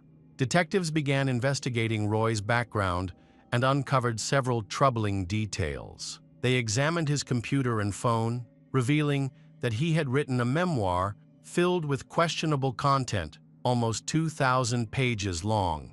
After reviewing his diaries, the police concluded that he was an unstable individual with mental health issues. The dedication in his book stated, "To my mother, may she burn in hell." In it, Roy expressed his hatred toward his mother, blaming her for his lack of maternal love and care during his childhood. He also attributed his brother's death, which occurred under mysterious circumstances before Roy's birth, to her neglect. After she passed away, he scattered her ashes in the grass as a tribute to his late brother. Roy was an impressive and articulate lawyer who joined a local human rights organization. By 1999, he had built a strong resume, but he had one major flaw: his obsession with women. He frequented clubs and bars, often seeking out girls aged 16 to 18. During this time, he became infatuated with a model and eventually married a 20-year-old named Angelina. After moving to the United States together, their relationship quickly became troubled. They soon filed for divorce, each accusing the other of abuse. Roy's memoir included many sexist and racist comments, revealing his misogynistic views, which suggests that his wife's claims of abuse may have had some basis in reality. In his journal, Roy expressed deep anger toward women, especially his ex-wife, whom he labeled a stripper with questionable morals. He felt used by her, believing she had taken advantage of him to obtain her green card before leaving him after a challenging divorce. This contributed to Roy developing a hatred for all women and becoming a strong advocate for men's rights. He initiated multiple lawsuits to protect men's interests, targeting places like bars and clubs that allowed women free entry. He also sued Columbia University, his former school, accusing it of being sexist. Although he lost these legal battles, he continued to passionately advocate for men's rights. Thus, it was surprising that his first murder victim was Mark, a fellow men's rights activist and anti-feminist lawyer who seemingly shared Roy's views. To understand the motive behind the murder, police interviewed Roy's former colleagues. They revealed that Roy believed Mark was infringing on his legal territory. as both were part of the same community fighting for men's rights. This community sought to promote equality between men and women while opposing any form of insult or degradation. However, Roy had been expelled from this group due to his inappropriate behavior. Members of the coalition rejected the misogyny that Roy displayed. After his divorce, Roy was facing significant personal issues, and his professional life was deteriorating as well. He lost numerous legal cases, went bankrupt, and fell into alcoholism. There were also rumors about his substance use. Despite these struggles, Roy viewed himself as a public figure and often shared odd videos online, displaying erratic behavior, including episodes of anger. While many people dismissed his actions, those close to him realized that he was in an alarming state, but no one intervened in time. In 2018, Roy announced on social media that he had been diagnosed with terminal melanoma. He expressed frustration over not receiving adequate medical assistance and even sued the hospital for negligence. The case was dismissed. It appeared that Roy was seeking public attention or trying to explain his professional setbacks. He continued this behavior until July 2020. Meanwhile, Mark and Esther were experiencing career success, frequently appearing on television and gaining popularity. Despite their rising careers, neither Mark nor Esther nor their colleagues viewed Roy as a threat. He did not attend men's rights conferences, did not make threats, and had limited interactions with potential victims, so no one suspected he posed any danger. The night before the crime, Roy lost another case. After he filed an appeal, Judge Esther Salas denied his motion, and he was later removed from the case when the client switched lawyers. Frustrated, he wrote an angry journal entry, criticizing Judge Esther for being lazy and incompetent. Possibly this became the turning point for the murder, but primarily, he decided to eliminate his competitor, Mark. Now, the motives for the crime became clear. The next victims of this tragedy were Daniel and his father, Mark. Daniel's father thought that Roy's first bullet was meant for him, but Daniel bravely defended his father and lost his life in the process. In reality, Mark suffered 3 serious injuries and spent a long time in the hospital. Thankfully, none were life-threatening. He pleaded with the police to find the person responsible for his son's death. Fortunately, the criminal did not harm anyone else and eventually took his own life with the same weapon he used to kill his 2 victims. On the last day of his life, Roy went to the Catskill Mountains that later became his burial site. This location is famous for trout fishing and is surrounded by luxurious homes. The FBI discovered that Roy had spent his childhood at a nearby refugee camp, suggesting that this place held significant meaning for him, possibly representing the happiest times of his life. As the police examined Roy's troubling notes, they found a list of names that included lawyers, prominent doctors, and other medical professionals who appeared to be next on his list. Detectives noted that none of the individuals on the list had been harmed by Roy except for 2 previous victims. It seemed he may have intended to target them, but changed his mind, possibly due to a decline in his health, which ultimately led him to take his own life. Investigators were still uncertain if he acted alone or had accomplices. They alerted everyone on the list about the potential danger in case Roy's associates became active. The individuals were scared and requested protection. Meanwhile, detectives needed time to sort through a large volume of information, including 2,000 pages of Roy's memoirs. After a lengthy examination of the potential victims list, the police were still unable to determine what motivated Roy to harm them. It seemed that all of this was unfounded. This ultimately managed to calm all the people on the list, as the FBI agents established that Roy acted alone and had no accomplices. Forensic psychiatrists determined that his actions were indicative of psychosis, stemming from personal disorders and significant life struggles. 6 months after the attack, Judge Esther Salas's husband, Mark, is still recovering. though progress has been slow. Meanwhile, Esther has begun advocating for changes in state law to strengthen protections for judges. She specifically called for a ban on the public release of judges' personal information, a necessary step to prevent disgruntled criminals from seeking revenge after adverse rulings. In November 2020, Esther was successful in this effort. The new law, named after her son, was signed into law by the governor of New Jersey. Since then, judges' addresses have no longer been publicly available in the state, marking a significant change from the past when this information was easily accessible online. Esther believes this measure will better protect judges and judicial staff, who are often at risk of being attacked by disgruntled defendants. Her own devastating loss, the death of her son, best exemplifies this threat. Now, Esther Salas and Mark Anderl are taking this effort to the federal level, calling on Congress to consider and pass similar legislation. For them, this is more than just a legal fight. It is also a way to honor the memory of their son, Daniel, who tragically died at the age of 20.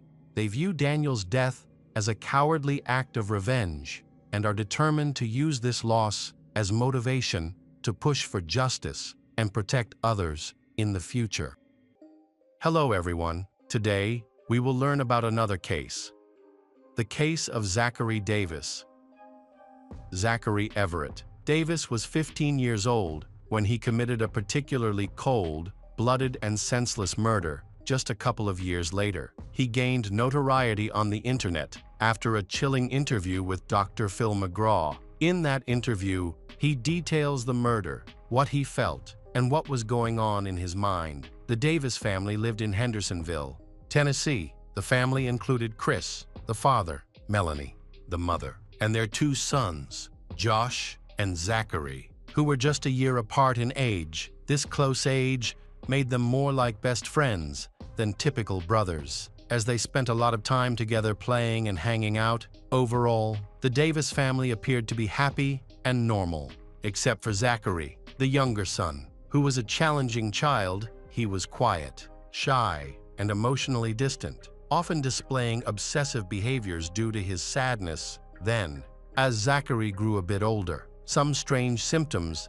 began to manifest, and it became clear that he was suffering from a mental illness. This situation was a significant challenge for both Zachary and his family, but they persevered and sought help from various specialists. In 2009, Chris Davis, the father of the family, passed away from motor neuron disease, also known as ALS. This degenerative condition affects muscle control, leading to a gradual loss of movement over time.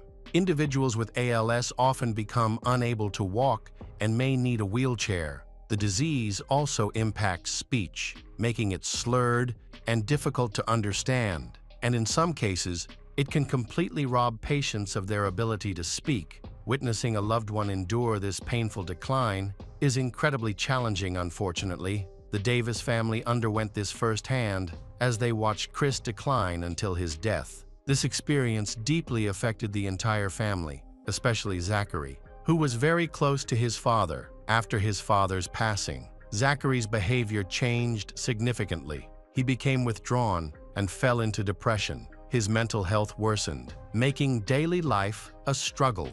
He was hospitalized multiple times. He was diagnosed with early-onset schizophrenia and depression stemming from his loss. A psychotherapist was assigned to him, and Zachary attended 4 therapy sessions before he stopped going, since he was only 12 at the time.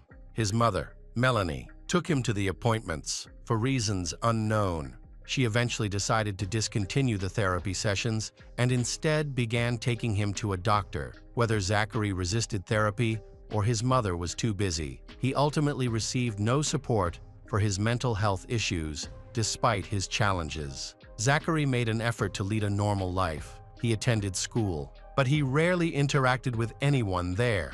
While he went to class, his classmates found him odd because he never initiated conversations. For instance, if someone smiled at him, he wouldn't smile back. He would simply look away. He only spoke when absolutely necessary, such as when a teacher addressed him or when an important question was asked. When he did talk, his voice was very soft, almost a whisper. As if he were hesitant to join the conversation, Zachary had no friends. Likely because he did not enjoy socializing or meeting new people, his only close companion was his older brother, Josh. They played and spent a lot of time together before their father's death. After Chris's death, Zachary became withdrawn and seemed to prefer that state. His classmates noticed that he wore the same hoodie every day and often kept the hood up when he was outside, which displayed unusual behavior, unlike his brother. Josh, who was active, participated in sports, had many friends, and frequently attended parties.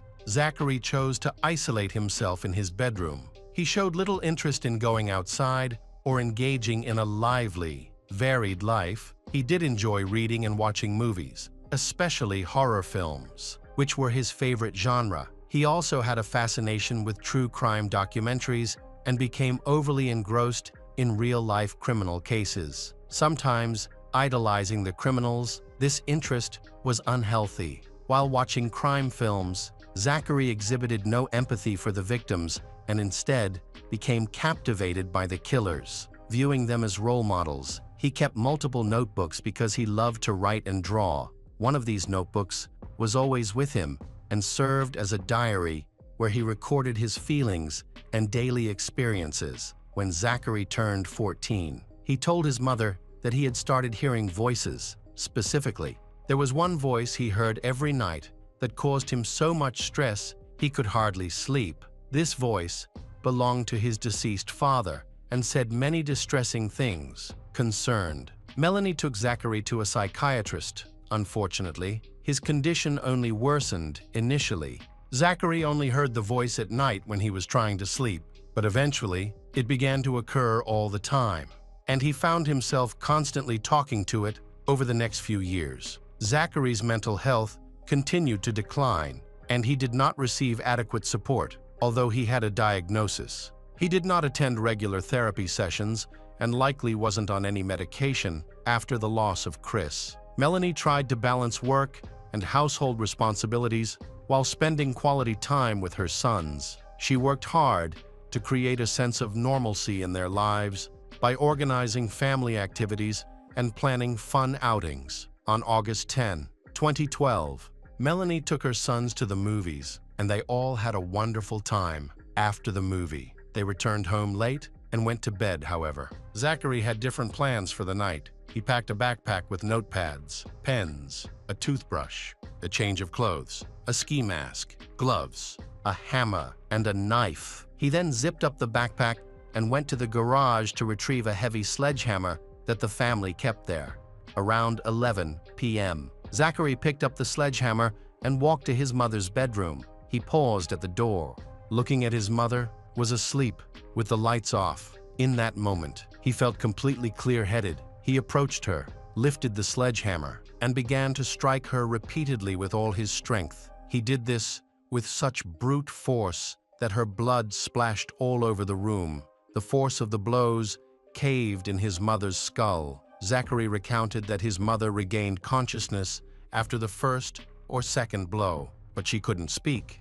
Instead, she started to have convulsions during this time. Her eyes were open, and Zachary glanced into her eyes while he struck her with the sledgehammer, even though his mother was looking at him. She was unaware of her surroundings or what was occurring. Zachary admitted that throughout the violent attack on his mother, he was laughing, describing it as joyful laughter. 15-year-old Zachary brutally killed his mother in just a few minutes, however. He had more planned. His older brother, Josh, who was 16 at the time, was asleep in his bedroom after killing their mother. Zachary went downstairs with a bloody sledgehammer, leaving a trail of blood in the hallway before leaving the weapon in the laundry room. There are conflicting reports about what he did next. Some say he took gasoline, while others claim he grabbed whiskey or another flammable liquid. Zachary then returned to his mother's bedroom and began pouring the liquid everywhere. He also soaked the game room upstairs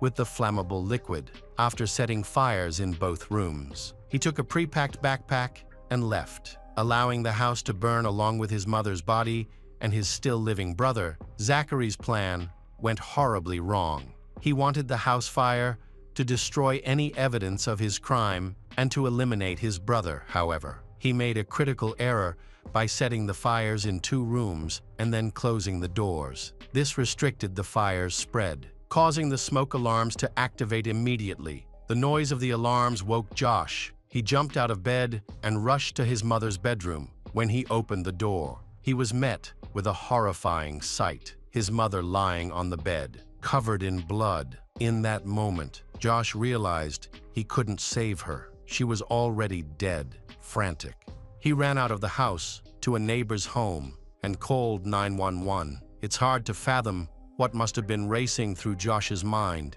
Everything unfolded so quickly. He woke to the fire alarm, discovered the blaze, and rushed to help his mother, only to find her lifeless body. The sequence of events unfolded rapidly, demonstrating how effectively the brain processes such situations. Emergency services arrived at the scene and extinguished the fire. Unfortunately, Melanie Davis was declared dead on sight, and the police began questioning Josh about what had happened. He immediately informed them that his younger brother, Zachary, who was gravely ill, was missing. Zachary had not been in the house during the fire, prompting the police to issue a missing persons report for him. This information was dispatched to all local police officers, and search teams quickly began their efforts. Knowing that Zachary could not have wandered far, he was located the following morning. About 10 miles from home, the police concluded that as soon as he left the house, he just kept walking, stopping occasionally to make entries in his notebook. When found, Zachary was covered in blood and was still wearing the same clothes in which he had killed his mother, although he had a change of clothes in his bag. It's unclear why he didn't use them. This aided the search, since the police recognized him immediately. They knew he was the suspect and arrested him, taking him to the police station. There, Zachary Davis confessed to murdering his mother and believed his brother had died in the house fire. He intended to kill both his brother and mother, leaving home under the belief that his plan had completely succeeded. During the police interrogation, Zachary was cooperative, providing all the required information and answering every question. However, he showed no signs of guilt or remorse. He appeared cold and indifferent when recounting his actions. He spoke in a way that suggested he felt no emotions whatsoever. When investigators asked Zachary why he committed the act, he stated that he believed his mother deserved to die because she was not a good mother. He felt she had not properly cared for him and his brothers. Zachary said that she made him and his brother do everything around the house, including washing and cooking. He also said that they essentially had to raise themselves, which likely started around the time their father died. Zachary thought it would be futile to communicate his feelings to her. He believed that bringing up his concerns, expressing himself, or attempting to change her behavior would be pointless because he thought she would not listen. As a result, he believed his only solution was to kill her. However, this was not the only reason for the murder. Zachary also experienced distress because he heard the voice of his deceased father every night, which prevented him from sleeping. This voice communicated dreadful things to him. The voice Zachary heard primarily spoke about his mother, Melanie, claiming she was bad and deserved to die. This is what the voice, which Zachary believed to be his father's, conveyed to him, leading him to think that Melanie should die. When the police asked Zachary how long he had been hearing these voices, he said they had been in his head for a long time. Zachary admitted he hadn't planned it for long. He had the idea and organized everything on the same day, carrying it out just a few hours later. He may have even decided to do it before they went to the movies, despite claiming that the idea was spontaneous. Zachary's resentment towards his mother had been building up for quite a while. Zachary explained in his interview with Dr. Phil McGraw that he chose the day of the incident because he was free and saw it as a good opportunity to act. During the interview, Dr. Phil asked Zachary what it sounded like when he struck his mother with a hammer, and in a chilling moment, Zachary smiled and described the sound as a wet, dull thud. He laughed several times throughout the conversation. Dr. Phil remarked that such laughter is often a sign of nervousness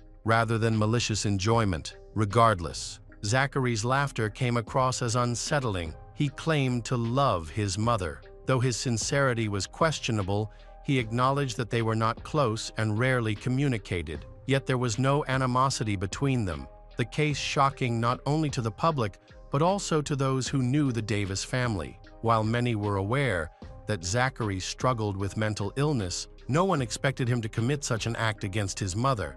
Zachary also mentioned that he never truly argued with his mother. Instead, he preferred to withdraw during conflicts. So why did he label her a bad mother if there was no real tension? According to him, their mother simply stopped being a mother to them, however. His relationship with his older brother Josh was even worse than his relationship with his mother. Although very few knew about this from the outside, they seemed like best friends during his teenage years. Zachary claimed that Josh abused him severely, even while their mother was at home. It's important to note that Josh was never charged or convicted of any crime, and Josh firmly denies these allegations. He defended himself during a hearing when Zachary's claims were brought up in court as a reason for Zachary's desire to harm him. In court, Josh reiterated that these incidents never occurred. No evidence supports these claims, but it would be challenging to find proof, even if they were true. Zachary claims that this incident significantly influenced his decision to kill his mother. He felt anger towards Melanie. Believing she should have protected him, he felt let down by her because she was in the house when Josh harmed him, but did nothing to intervene. She didn't even notice. It seemed to Zachary that she didn't care, and he allegedly tried to tell his mother what Josh had done. But she didn't want to hear it. Zachary wrote in his diary that she wouldn't listen to him and that she never believed him. She got angry every time he brought up the subject. She yelled at him, saying he was lying. This was one of the few topics they argued about. As they generally did not have many disagreements or conflicts within the family, Zachary revealed that the violence he experienced deeply affected him. Following the incident, he refrained from bathing for several weeks because the bathroom lacked a lock, and he was afraid his brother might break in while he was vulnerable. This led to him smelling very unpleasantly, which further fueled his anger towards his mother. It is hard to believe that a mother wouldn't notice their child had stopped showering, yet Melanie never mentioned this to Zachary. As a result, Zachary began to harm himself, which was the most severe sign of his illness. He expressed thoughts of wanting to kill his mother with a sledgehammer, wishing for her to die a painful death rather than peacefully in her sleep. He fantasized about starting a fire while Josh was still in the house, so that Josh would wake up in panic as the flames approached him. Wanting him to suffer, however, things didn't unfold as Zachary had envisioned, and Josh survived now. Reflecting on these events, Zachary regrets not having followed through with his plan to ensure his brother was dead before leaving the house. Many believe that Zachary was not mentally fit to stand trial, but he was ultimately deemed competent, and the trial proceeded, although he was only 15 years old at the time of the crime.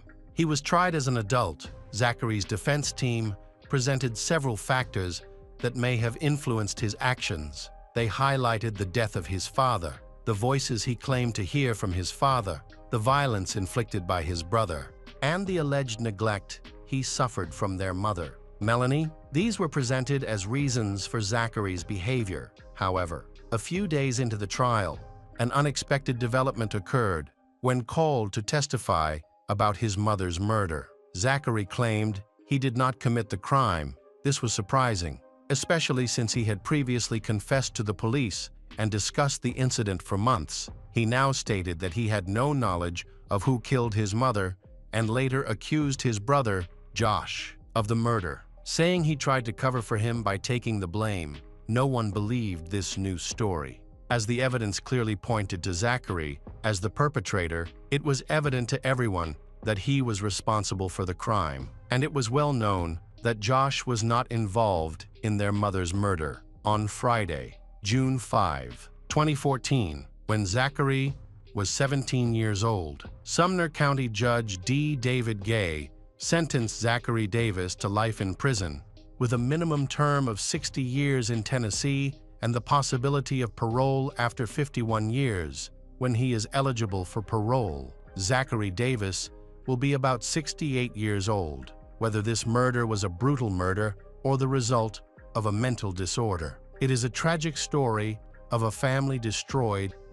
Amy Beth Lord was born on December 21, 1988, in Springfield, Massachusetts. Her family moved to Wilbraham shortly after her birth, where she grew up with her two close sisters, Kimberly and Carly. The siblings shared a strong bond and enjoyed a loving family environment. After graduating high school in 2007, Amy pursued higher education at Bentley University, focusing on humanities, business, and marketing.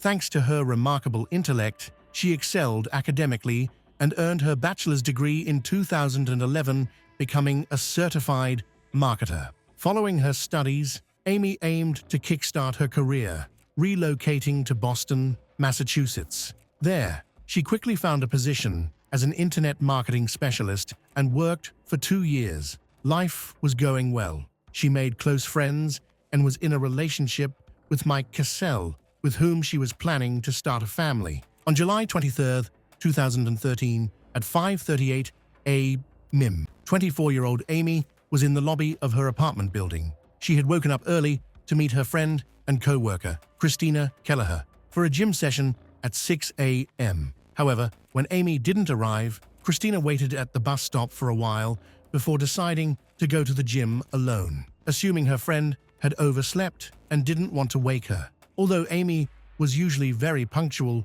Christina wasn't too concerned and expected to see her at work later, as their desks were next to each other. After finishing her workout, Christina was surprised to find that Amy was still not at the office. Feeling alarmed, she reached out to Mike, Amy's boyfriend, to check if he knew where she was. He had no idea and mentioned that he assumed Amy had gone to the gym. Over several hours, Mike and Christina tried repeatedly to reach Amy, but they were unsuccessful. At 11:30 a.m., Christina decided to contact the office manager. They had already called all of Amy's friends and acquaintances, but no one knew her whereabouts. Consequently, the management opted to report her missing to the police. After taking the report, the officers contacted Amy's parents, who had also not seen her. They agreed to meet with her relatives at her apartment in South Boston to investigate further, which happened around 2 p.m. Detectives searched the apartment for any evidence of a struggle, robbery, or other criminal activity, but found nothing out of order. Everything appeared to be in its place, and the locks were secure. It seemed that Amy had simply vanished. Her family emphasized that she led a happy and organized life. She had no plans for sudden trips and wouldn't have run away without informing anyone. They believed something must have happened to her. A contact lens belonging to Amy was discovered in the building's foyer, and there were also marks on the nearby wall that suggested a possible confrontation. To gather more information about Amy, police interviewed her parents in detail. They revealed that Amy was driving a black Jeep Cherokee SUV. Shortly after, an officer recalled that at 8:37 a.m. in southern Boston, a fire had been reported. At that location, they found an SUV fully engulfed in flames. The fire department extinguished the fire and then towed the vehicle for further investigation. The car's description matched Amy's SUV. She had not yet been officially reported missing at that time. Although the license plates were completely burned away, the lab was able to identify the chassis number of the burned vehicle, confirming that it belonged to Amy Lord. Detectives returned to the station and started verifying Amy's bank transaction data. They discovered that her bank cards had been used to withdraw money 5 times that morning, beginning at 6 a.m. The total amount withdrawn was approximately $1,000, and the withdrawals were made from different ATMs. This raised suspicions because it was unusual to withdraw money repeatedly from various locations in the city. The first transaction took place near her apartment. When the police arrived, they noticed a surveillance camera beside the ATM. They reviewed the footage, hoping to spot Amy in the morning recordings and gain insights into what happened. The process of reviewing the footage took considerable time, and officers examined recordings from all the ATMs where Amy's card had been used. They also found additional surveillance equipment on nearby buildings. All this evidence was gathered to piece together a clear timeline of events from that morning. While police were working with banks to collect footage, they received a call around 4 p.m. from a cyclist who had found a body at the Stony Brook Reservation in Hyde Park. The body was that of a young woman. Upon arrival, detectives discovered the victim was naked and had suffered over 40 stab wounds, primarily to her neck, face, and chest. There were also hand marks on her throat, suggesting she had been strangled. Her body was dumped in a secluded area covered with foxes, far from the city, but the killer did not attempt to conceal it. No identification was found. However, based on police photographs, they believed the victim was Amy Lord. Once her identity was confirmed, the missing person case transitioned into a murder investigation. The analysis of the CCTV recordings from the ATMs has been completed. The first sighting of Amy was at 6:35 a.m. She appeared alone at the ATM in her workout clothes and appeared uninjured. She used her ATM card and left. At 6:47 a.m., she arrived at another ATM just a few blocks away. This time, the camera captured her car from the outside. Amy was again unharmed and wearing sportswear. She withdrew cash by herself. However, her behavior was unusual. The police observed that, while the car was parked outside the bank, she was sitting in the passenger seat instead of the driver's seat. About 7 minutes later, she appeared in another video, this time with visible facial injuries, including a broken nose and several bruises, indicating she had been attacked. It seemed she had been kidnapped, yet she did not attempt to escape. Amy withdrew cash again and returned to the car, remaining in the passenger seat. Detectives tracked the car's movements throughout the city and obtained more recordings in an effort to identify the driver. The first shot showing Amy in the passenger seat and the driver behind the wheel was captured at 6:10 a.m.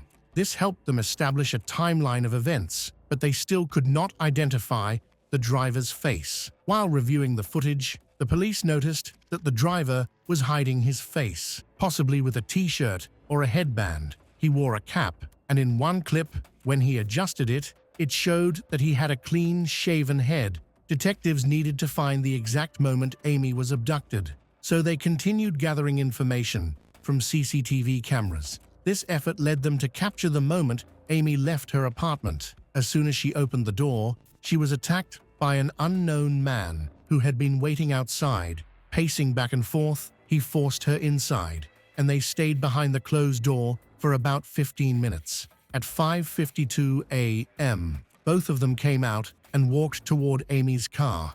This suggests that the first cash withdrawal happened while she was being threatened. This information helped the police piece together the sequence of events. As soon as she left her apartment, preparing for a workout before heading to work, she was kidnapped. The attacker likely persuaded her that if she gave him enough money, he would let her go. As a result, Amy did not resist and complied with his demands. After withdrawing the required amount from her card, she was taken out of town and attacked with a knife. Following the murder, her body was left in a wooded area, and her car was set on fire. The police were unable to obtain a clear image of the suspect's face. Investigators questioned Amy's relatives to check if anyone might have wanted to harm her, but she had no known enemies. Her boyfriend had a strong alibi and was ruled out as a suspect. The attacker needed gasoline to set the car on fire. In the video footage from when the attack started, the attacker was not seen carrying anything that looked like fuel. Therefore, he must have bought it at a gas station. After the attack, he drove 10 kilometers to a country park to dispose of the body before returning. Detectives reviewed all intersections with cameras where the perpetrator might have been seen. The investigation was challenging because the victim drove a common car. There were hundreds, if not thousands, of black SUVs in the city, but her relatives pointed out a distinctive clue, a cloverleaf-shaped sticker on the rear window. This made it easier to track her car in traffic and locate the gas station where the attacker had stopped. Unfortunately, the surveillance camera at that station wasn't working. Detectives noticed a liquor store across the street that had a front camera. They obtained some footage, but it was too distant to clearly see the criminal's face. At around 8 a.m., the suspect arrived at a gas station without Amy. The car was recognizable because of a cloverleaf-shaped sticker. Although the driver's face was not seen, he waved at someone and approached another person. They exchanged a few words, shook hands, and then the suspect's companion left. Fortunately, this person came closer to the liquor store's CCTV camera, allowing him to be identified. The police located him, had a conversation, and he revealed that he met his friend, 28-year-old Edwin Alamany, near the gas station. At 8 a.m., Edwin was in a black SUV that had not been seen before. He previously worked as a waiter's assistant and was currently unemployed. Early in the morning, on July 23, 2013, around 4:23, another resident of South Boston, Alexandra Cruz, was attacked just before Amy was kidnapped. Alexandra was walking to her job at Dunkin' Donuts when a stranger assaulted her in the parking lot, hitting her in the jaw and causing her to briefly lose consciousness. The attacker then began to strangle her, but suddenly stopped, claiming he had made a mistake and was looking for someone else. He threatened to kill her if she screamed. He took her valuables and turned away for a moment, giving her the chance to escape. Despite his threat that she would be killed if she reported him, Alexandra did not keep quiet. Once she arrived at work, she called the police. About an hour later, an officer came to take her statement, and they created a composite sketch of the assailant. During the investigation at Amy's apartment, the police received another urgent call. Around midnight in South Boston, a girl was stabbed. Detectives quickly recognized that this crime occurred near Amy Lord's apartment. This led them to believe they were dealing with a serial attacker, as there had already been 3 similar incidents involving girls. The investigation needed to continue, as the officers received a new call.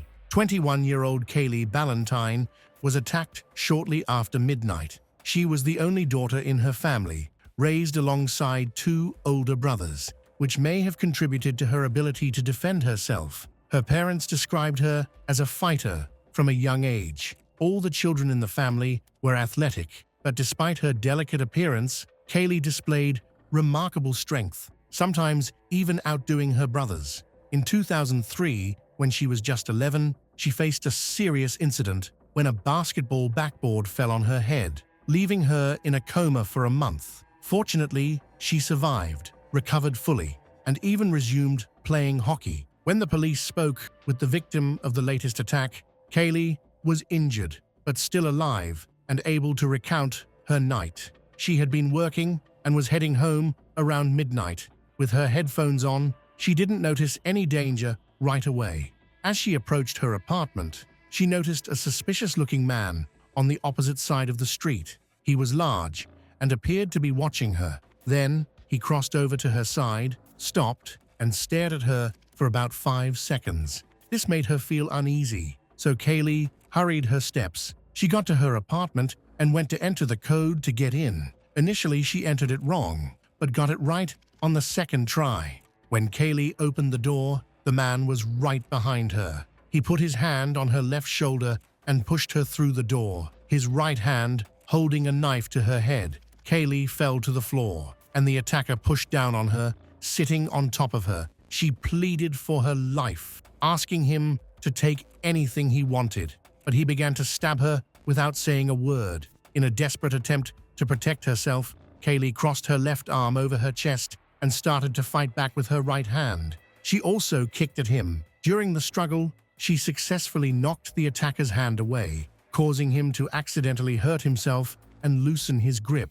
Sports weren't merely a hobby for Kaylee, she was a professional athlete, strong and resilient, which helped her find the strength to fight back. This moment gave her the opportunity to save her life. After her attacker fell backwards and Simple walked away. As he walked away, Kaylee slammed the door behind him so he couldn't come back. She remembered that she didn't know how many times she had been stabbed and that she didn't really feel any pain when it happened. She tried to stand up, but she collapsed and her chest tightened. She wondered if it was her adrenaline, if she was dying, and knew she needed to get into her apartment. Kaylee said that for some reason, her apartment key was in her pocket, which made it much easier, so she crawled to the apartment door, unlocked it, and went inside. Once inside, she crawled to her first roommate's room and told her that she had just been stabbed and that she needed her to get towels, tissues, or anything to stitch up the wound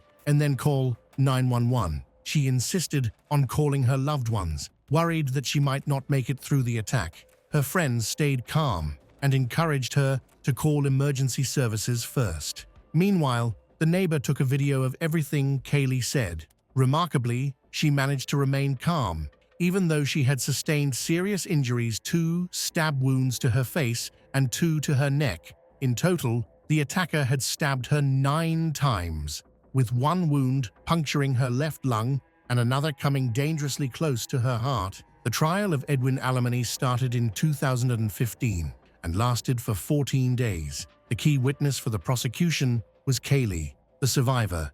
During her testimony, she displayed such inner strength that Edwin could not even look her in the eye. Alexander Cruz, the first victim, also testified against him. Edwin's defense attorney attempted to downplay his violent behavior, arguing that Edwin had tried to end his own life by cutting his wrists, which resulted in scratches on his neck and arms. Ultimately, Edwin was found guilty of first-degree murder for Amy's death, armed robbery, aggravated assault with a weapon, and attempted murder of Kaylee Ballantyne and Alexander Cruz. He never accepted responsibility or showed any regret for his actions. On June 9, 2015, he was sentenced to life in prison without the possibility of parole for the murder of Amy and received an additional 35 years for the attacks on Kaylee and Alexander. When Kaylee gave her final statement, she shared her challenges in trying to live a normal life. Her heartfelt words brought many people in the courtroom to tears. Amy's parents gave Kaylee their late daughter's necklace as a token of gratitude for her testimony, which helped convict a dangerous criminal. However, Edwin, the criminal, never showed any remorse. In October 2020, he approached a federal judge to complain that his lawyers had been ineffective by opting for an insanity defense and admitting his guilt without his consent, despite him claiming he was innocent. In 2021, the state Supreme Court upheld his conviction. Edwin then hired a new lawyer and tried to formulate a different strategy to gain immediate release by pointing out the mistakes made by his previous attorney and the prosecution. However, these attempts were unsuccessful. After Kaylee recovered from her injuries, she returned to school and graduated from university. She lived in Boston until Edwin's case was resolved. After that, she decided to move to California to find peace away from big cities, hoping to cope with her post-traumatic stress disorder. Gradually, she healed from her psychological trauma and even began to dream again, which felt like a significant achievement. During this period, she felt intense anger towards Edwin for taking Amy's life and nearly ending hers too. Kaylee struggled to understand what could drive someone to such senseless cruelty. Over time, however, she began to feel pity for Edwin, recognizing the flaws in his character that led to his actions. Eventually, she wrote him a letter of forgiveness, but never sent it. It remained in her desk for 2 years. Then Kaylee tried to contact Edwin's lawyer, but received no response. Later, during a sermon about forgiveness at her church, she was reminded of the man who nearly took her life. Coincidentally, the pastor was visiting the prison where Edwin was held, so Kaylee asked him to deliver her letter. 2 weeks later, she received a response. In his letter, Edwin discussed his hard childhood. He was born in Puerto Rico and moved to the United States without speaking English. He shared the difficulties he encountered both at work and in his personal life, including experiences of bullying during his childhood. These challenges resulted in behavioral issues that ultimately led to him being in juvenile prison for a significant part of his youth. Initially, Kaylee felt compassion for him after reading the letter. but a few weeks later, she discovered that he was trying to appeal his case, claiming that his tough upbringing had broken him. This revelation made her question his sincerity, as she suspected he was trying to gain her sympathy. As a result, she decided not to reply to him. In the end, his appeal was denied, and he remains in prison. Kaylee hopes he is attending school and working on self-improvement. She believes he didn't ruin her life. Instead, he improved it. Kaylee has decided to turn her circumstances into something positive and feels happier than ever. Even though she faces daily anxiety and various challenges, she continues attending therapy and strives to maintain a positive outlook. After spending some time in California, she returned to Maine, where she currently resides. As a public speaker, she shares her story to inspire and support others who have experienced trauma. About a year ago, she stepped back from public speaking and is now seeking new ways to share her message. Kaylee feels passionate about her story because it has the potential to connect with others and create positive change in their lives. Currently, she works in marketing, is in a loving relationship, and has recently purchased her first home.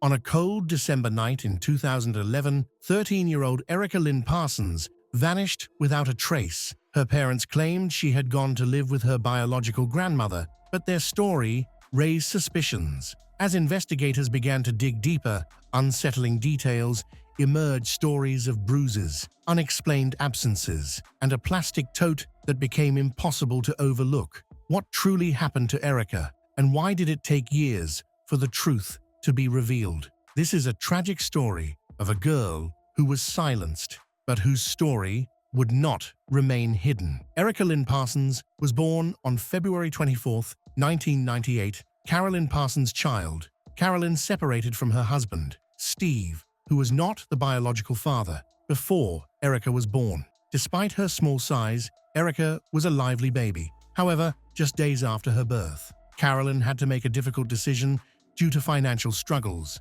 She chose to put Erica up for adoption to give her daughter a better future. Although Erica's biological father was not in the picture, Carolyn's former brother-in-law and sister-in-law, Sandy and Casey Parsons, chose to adopt Erica. Erica became part of the Parsons family when she joined them at just 4 weeks old. Although the adoption was officially completed in 2000, Sandy later suggested that it actually took place in July instead of March. Casey Parsons happily remembered those early days, saying they had her from the time she was 4 weeks old.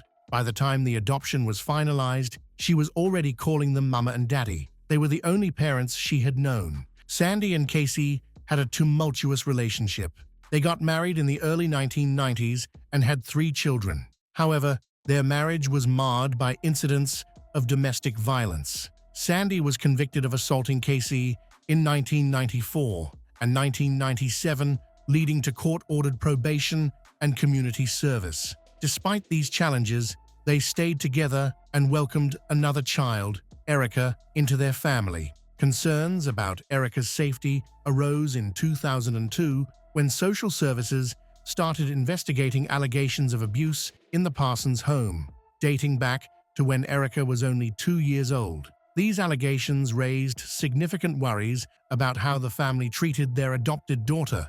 The Department of Social Services initiated an investigation into claims that Erica had been physically abused. Reports indicated that Casey Parsons often used a belt to discipline Erica, which resulted in visible bruises. Observers noted marks on Erica's buttocks, the back of her legs, and the side of her face. It was also reported that Erica sometimes refused to eat, and that Casey had told her she was not loved. During the interview with the Department of Social Services, Casey denied the claims of abuse. The investigator noticed that Erica seemed comfortable around her parents, sitting on their laps without any signs of fear. However, it was noted that Erica was quite small for her age, weighing only 41 pounds at 4 years old. To ensure Erica's safety, a safety plan was put in place. Casey and Sandy Parsons agreed to use non-physical methods of discipline, including timeouts and grounding,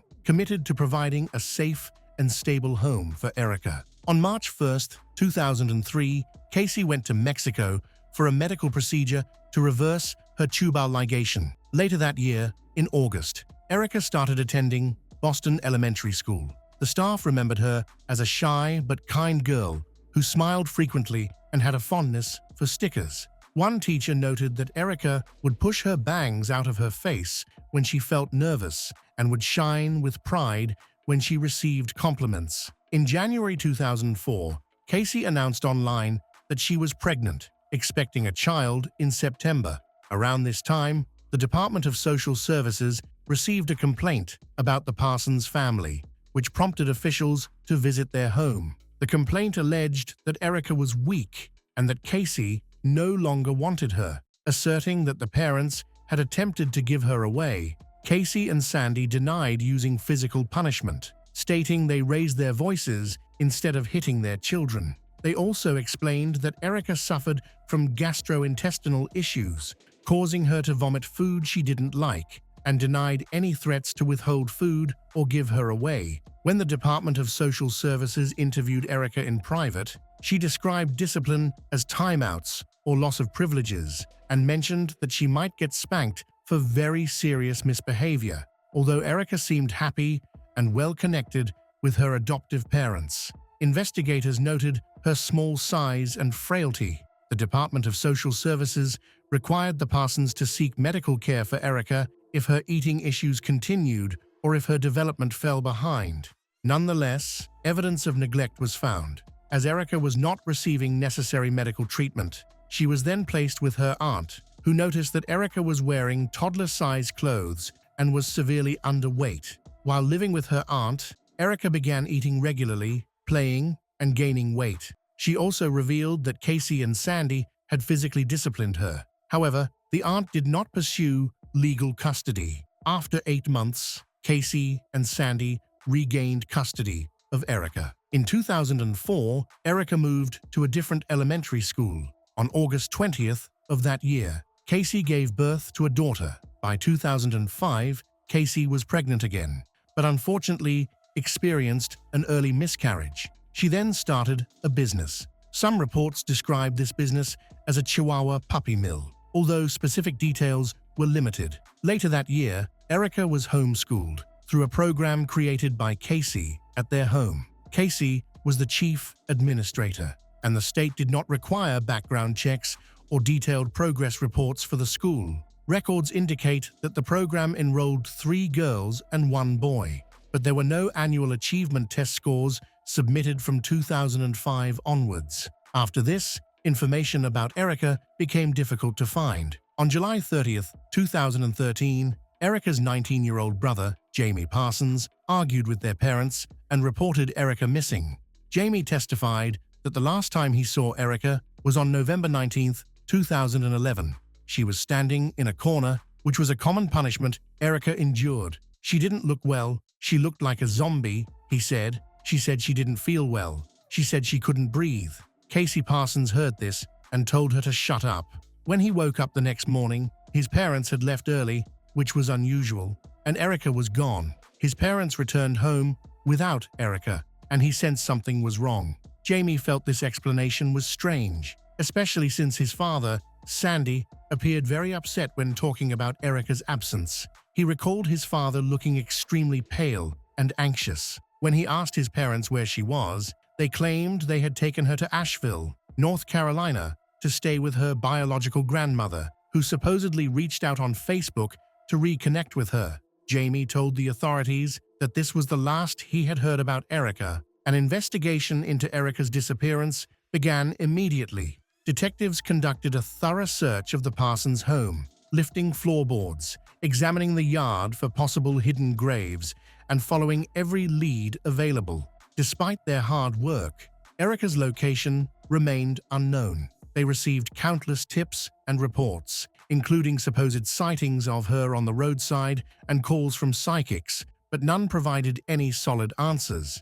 The FBI got involved, offering rewards and drawing national attention to the case. The National Center for Missing and Exploited Children created an age progression photo to show what Erica might look like at 15 based on her appearance at age 9 These images were widely distributed on billboards in hopes of generating new information. Authorities were committed to finding Erica. Casey and Sandy told investigators that the last time they saw Erica was in December 2011 at a McDonald's in Mooresville, North Carolina. They claimed they took Erica to meet her biological grandmother, Irene Nan Goodman. Additionally, Casey and Sandy were unable to provide any contact information for Erica's grandmother, including the Facebook profile they said she used to communicate with them. The lead investigator put in a lot of effort to find Erica's grandmother and searched for people with her name in Asheville, but he found no evidence of anyone related to Erica. By August 2013, detectives publicly stated their belief that the story about Erica's grandmother was false. They also noted that Sandy and Casey were not cooperating with the investigation. Around the same time, Erica's biological mother, Carolyn Parsons, traveled to North Carolina to help the investigators. On August 21st, Casey and Sandy appeared on the Dr. Phil show, where they argued that Erica was not actually missing, but was a rebellious teenager who simply chose not to communicate with them. During the show, Casey mentioned that Erica's grandmother had told her that Erica refused to come home after staying with her for 2 months. Casey told Dr. Phil that Erica did not bring any of her personal belongings because when she went to stay with the Goodmans, they bought all new clothes for her to wear. When the Goodmans picked her up, a woman nicknamed Strawberry was also there and showed them a pile of clothes with tags in the back of their truck.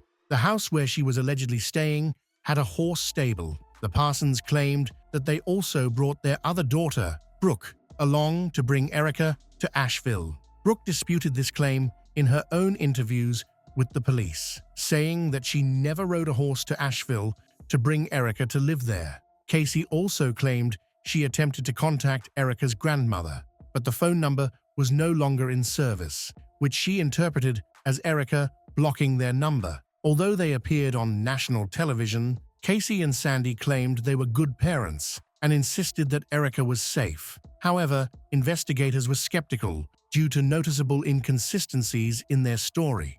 In September 2013, Casey opened her home to the media, showing Erica's old bedroom. But by then, public and official concern about Casey and Sandy's account was growing.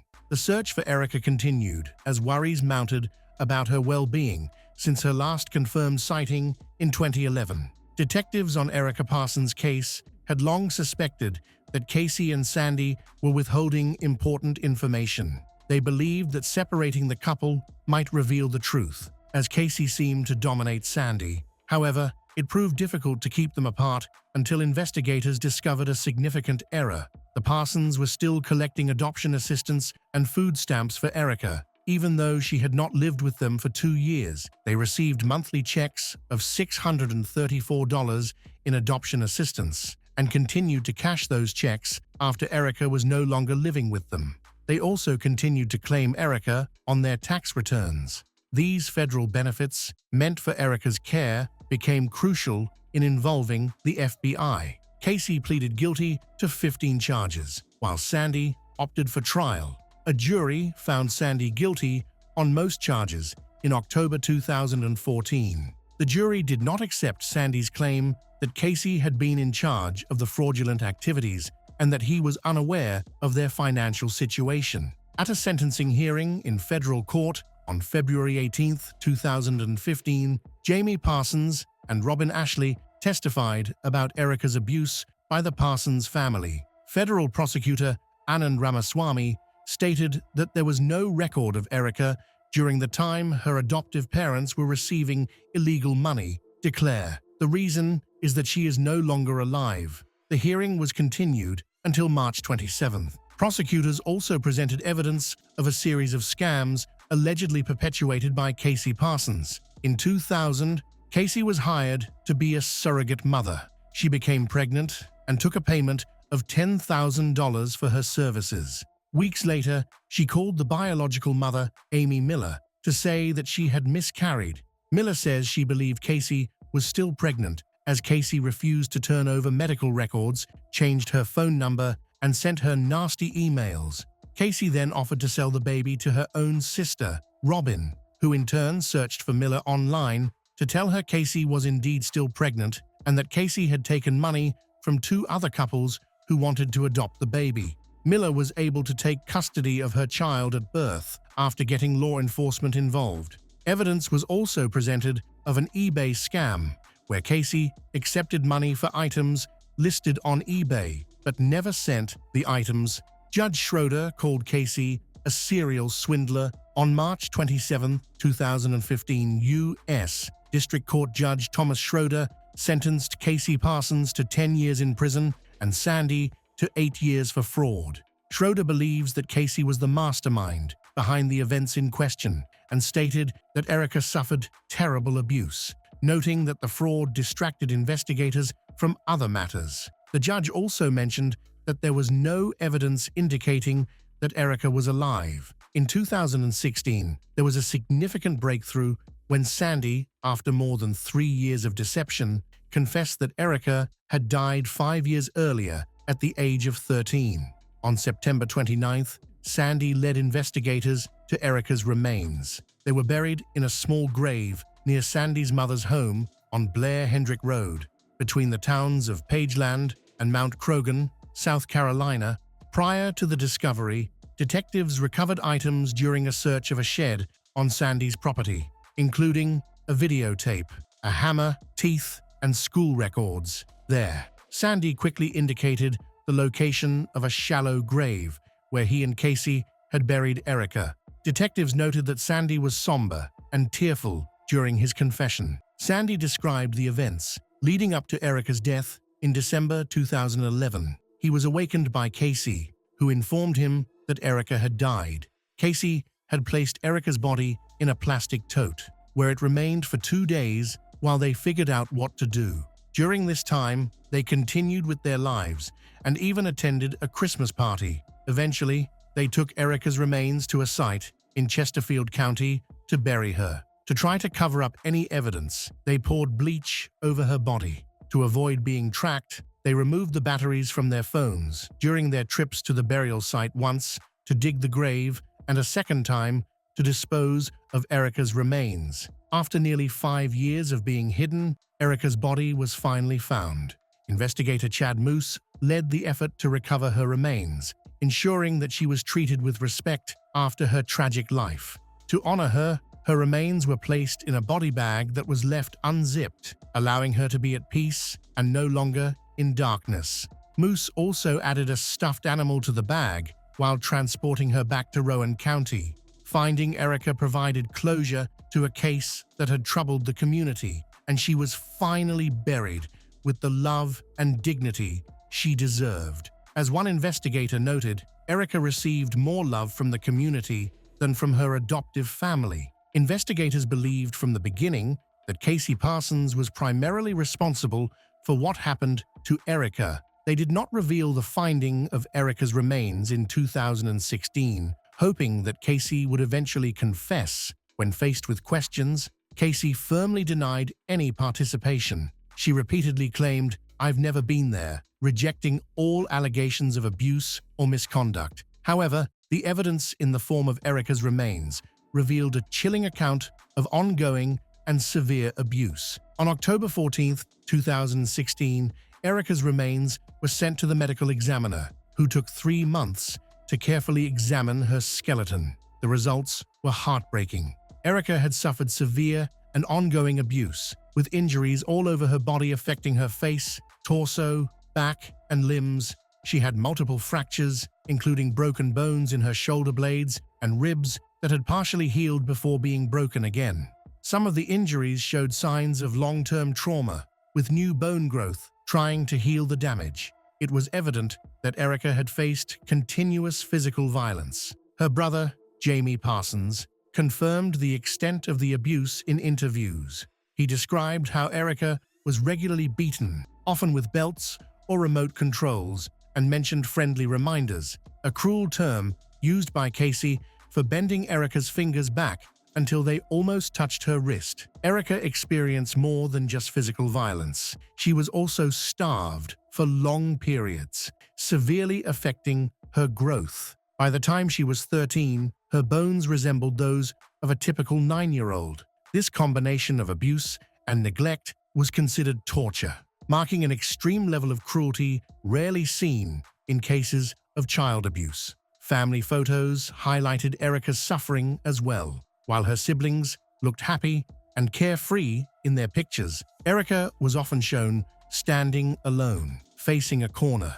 These images powerfully illustrated her isolation and the neglect she faced, making the contrast between her siblings' joy and her own mistreatment deeply tragic.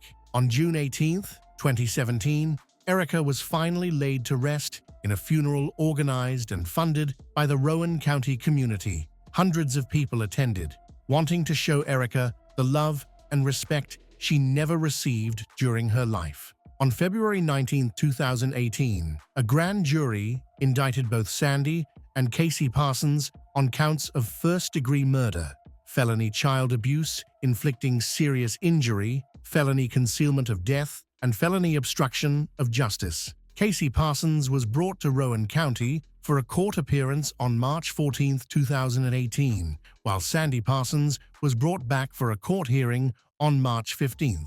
Prosecutors announced in April 2018 that they were seeking the death penalty for both Casey and Sandy Parsons. As of February 2019, defense attorneys agreed to separate trials. Casey Parsons pleaded guilty to first-degree murder on August 2, 2019 in Rowan County Superior Court and was sentenced to life without parole. The trial date for Sandy Parsons was set for April 6, 2020, and his attorney requested a change of venue. Sandy Parsons pleaded guilty to second-degree murder, child abuse, concealment of death, and obstruction on December 17, 2019, and was sentenced to at least 33 years to be served after his federal sentence. On January 14, 2022, according to the Federal Bureau of Prisons website, Sandy Parsons was released from federal custody after completing his sentence for tax and mail fraud in connection with benefits received on behalf of Erica. That same day, he began serving a state sentence in Central Prison. Federal Bureau of Prisons records show Casey Parsons was released from federal custody November 25, 2023, to begin serving her state sentence. At that time, her husband was listed as a prisoner at Alexander Correctional Institution. The motivations of the Parsons are still not fully understood, but their actions indicate a profound level of cruelty and neglect. Erica was treated inhumanely, enduring unimaginable suffering from those who were supposed to care for her. As her community honors her memory and strives for justice, there is hope that policies and systems will be improved to prevent similar tragedies in the future. Erica, now at peace, will always be remembered. Larissa Rodriguez grew up in a humble but close-knit family. Her parents were modest and reserved. They raised her with strong values of integrity, a strong work ethic, and family loyalty. From an early age, Larissa showed remarkable discipline. She trained in gymnastics, later graduated with a degree in sports science, and worked as a trainer and instructor at a fitness club. She led a healthy lifestyle, avoided harmful habits, meticulously cared for her well-being.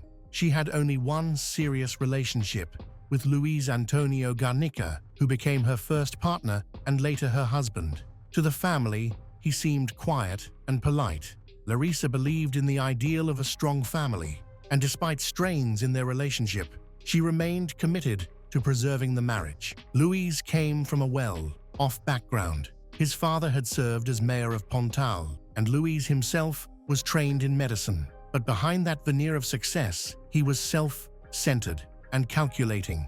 According to Larissa's relatives, at the beginning of their relationship, he had no steady income and depended on Larissa's mother, who sent him home, cooked meals over time. Despite having a diploma, his finances never improved, and he struggled to support two parallel lives: his official marriage and a secret relationship. His standing among Larissa's friends and family deteriorated. He grew increasingly withdrawn, distant, and indifferent. Even during Larissa's mother's final days, he visited only when forced. In the last months of the marriage, Luis was emotionally detached, cold, and often degraded his wife about her appearance, avoiding any real communication. Despite her efforts to reconcile, he continued to move further away, ignoring the obvious signs of their relationship's crisis. Elizabeth Arabazza, Louise's mother, played a pivotal role in this story. At 68, she appeared quiet and unassuming, but in reality, she was a manipulator with a troubling history.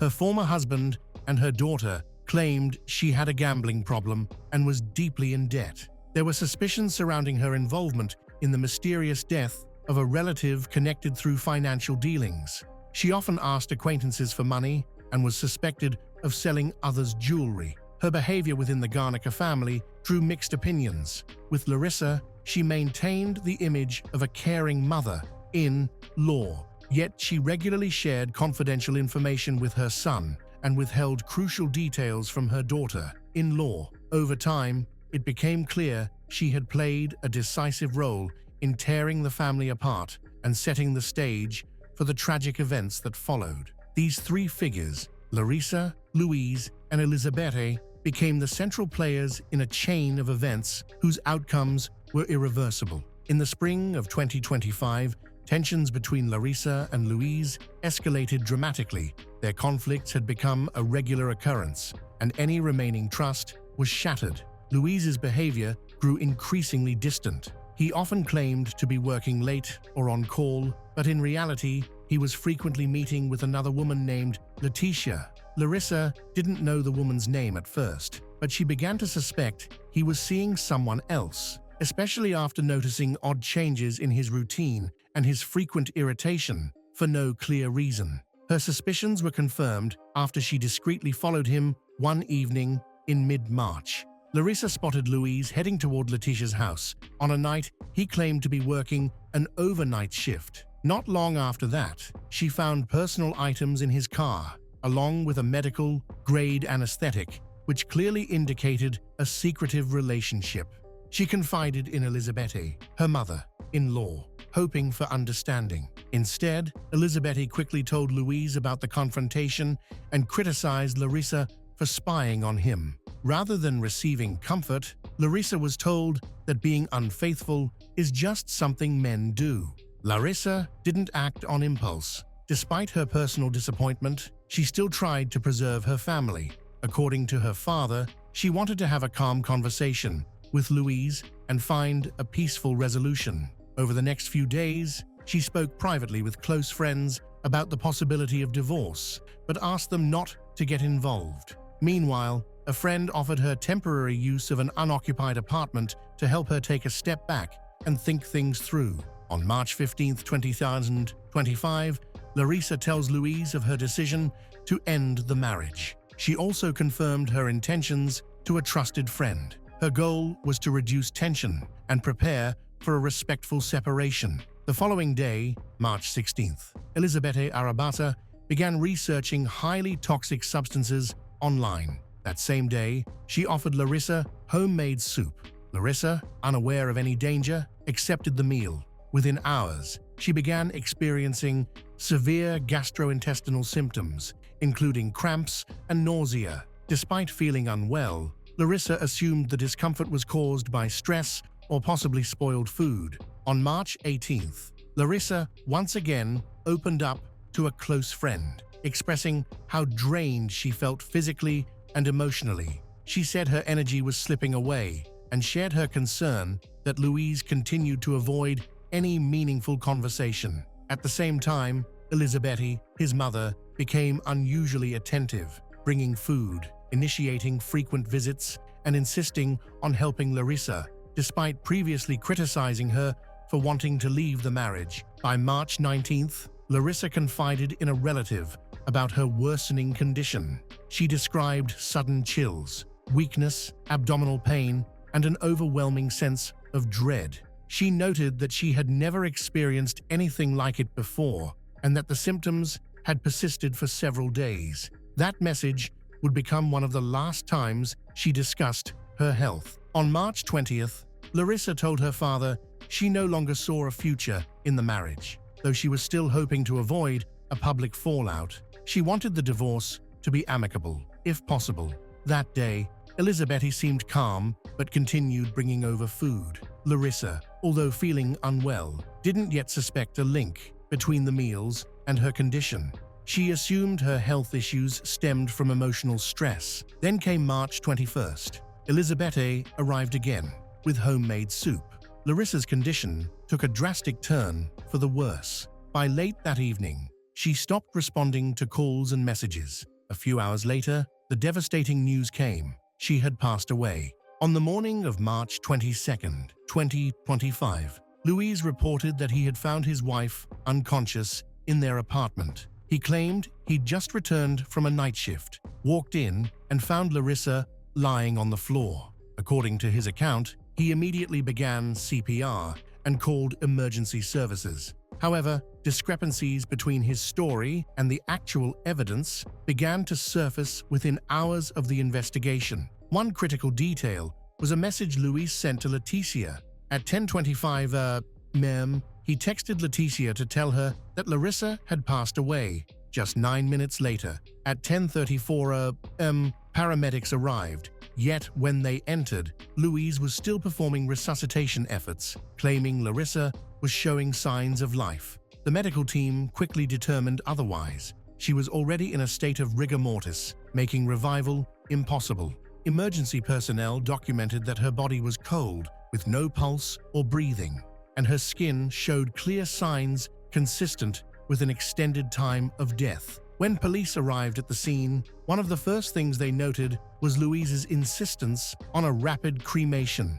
He didn't notify Larissa's family right away about her passing and took it upon himself to begin arranging the necessary paperwork for cremation. This immediately raised red flags for investigators, especially since Larissa's cultural background strictly followed burial traditions, with cremation never being considered. At the scene, officers noticed that the environment had been tampered with. Bed sheets had been stripped, rolled up. Towels with what appeared to be reddish stains were found nearby, and the laundry basket contained items possibly used for cleanup. The paramedic examining Larissa's body took note of undigested food in her stomach. This detail would later become a critical piece of evidence, prompting a full toxicology analysis. The initial assumption of a sudden cardiac event began to shift toward concerns about a possible poisoning. Louise's behavior on the day Larissa died seemed artificial, as if he were acting to make her death look like a sudden accident. The timeline, the messages he sent, and his behavior before and after emergency services arrived painted a picture that seemed increasingly rehearsed. At first glance, Louise seemed like a distraught husband caught in a crisis, but as investigators dug deeper, examining documents, message logs, and expert findings, the surface narrative started to unravel. Attention shifted from simply understanding what happened to examining who may have played a role in the moments immediately after Larissa's life ended. Following the official announcement of Larissa's death, Louise came under increasing scrutiny. Within just 24 hours of the incident, his actions raised serious concerns. The day after Larissa's passing, attempted financial transactions were discovered using her bank accounts. Louise used her debit card to purchase items at a pharmacy and attempted to withdraw cash from an ATM. Several of these transactions were flagged and declined due to suspicious activity. One attempt to access her savings account failed because of automatic security blocks. Later, bank officials confirmed that the attempted transactions originated from devices registered to Louise. At a local bank branch in Pontal, a teller reported an unusual request. Viviani, Louise's sister, attempted to obtain account information for Larissa. Despite having no legal authority to access those records, Larissa's account was registered in a different region, and Viviani's attempt to retrieve private financial data without a formal power of attorney was officially logged as an unauthorized access attempt. This incident immediately drew the attention of investigators. Meanwhile, Larissa's family, especially her brother and father, pushed for a thorough investigation into the circumstances surrounding her death. Troubled by rumors and inconsistencies, Larissa's brother sought legal counsel from attorney Consultations with legal representatives began on March 24th, 2 days after her death, despite online speculation suggesting Larissa may have taken her own life. Her loved ones firmly rejected that possibility. According to those close to her, Larissa had no history of mental health struggles, maintained an active lifestyle, was in therapy, and had clear plans for her future, including filing for divorce. The attorney hired by Larissa's family demanded that no cremation take place until a full toxicological analysis was completed. This move proved critical to the case. The pathologist ordered a comprehensive examination, including toxicology screenings. While the initial exam did not pinpoint an immediate cause of death, the lab tests became central to developing the leading theory. At the same time, investigators focused on digital evidence, combing through text messages, GPS data, and call logs. Recovered chats between Louise, Viviani, and others provided deeper insight. One particularly telling exchange showed Viviani advising Louise to be cautious with their phones and not to confuse devices. In another message, she reminded him to mention a supposed history of heart conditions in Larissa's family when speaking to authorities.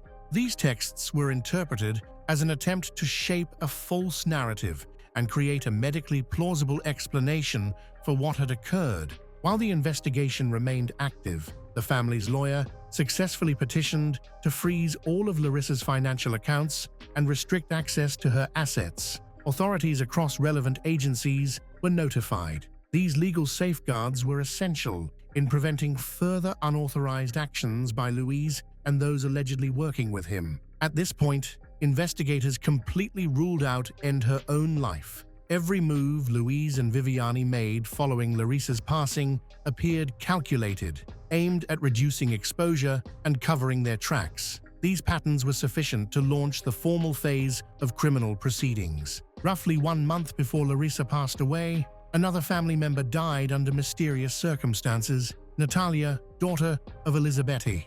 At the time, the incident received no public attention. Natalia lived in Pontal with a long-term partner in a domestic relationship. Shortly before her death, she had a major falling out with her mother. Elisabetti strongly opposed Natalia's plans to start a family and become a parent. Their arguments centered around inheritance issues and shares in the family business. Following the disagreement, Natalia's partner left the house, leaving her alone with Elisabetti, something relatives later described as highly unusual. In the days that followed, Natalia complained of feeling increasingly unwell. However, Elisabetti never sought medical help or contacted emergency services. Instead, she reached out to Louise and Viviani, who were in another city at the time. The drive from Ribeirão Preto to Pontal takes approximately 40 minutes. During this time, Natalia remained without assistance. By the time Louise and Viviani arrived, Natalia's condition had deteriorated significantly. She was later taken to a hospital where she died. Eyewitnesses claimed that despite his medical training, Louise didn't advocate for emergency care and seemed more focused on when the death certificate would be issued. This detail was documented and became the subject of further investigation. Initially, Natalia's death was classified as natural, but as Larissa's case unfolded, new findings began to cast serious doubt on that conclusion. One red flag was the unexplained death of Natalia's dog. 2 weeks before the tragedy, relatives reported that the dog had no known health issues. Authorities approved the exhumation of the pet for toxicology testing based on the theory that poison might have been tested on the animal. Natalia's father, Antonio, revealed during questioning that Elisabetti was facing serious financial problems. He stated Elisabetti had debts exceeding 300,000 reais, some of which were linked to gambling. Natalia held a 16% share in the family business, which, because she had no dependent children, passed directly to her mother upon her death. Antonio also testified that not long before she passed, Natalia had mentioned receiving threats from her mother regarding her personal life. Elisabetti's alleged efforts to secure full control over those assets led to major tensions with her ex-husband. Further disturbing details emerged about Elisabetti's past. Years earlier, a friend recalled a strange episode. After having tea with Elizabeth, she experienced sharp abdominal pain, followed by unconsciousness. Emergency care saved her, and doctors later suspected a toxic substance had been involved. However, that case was never formally investigated.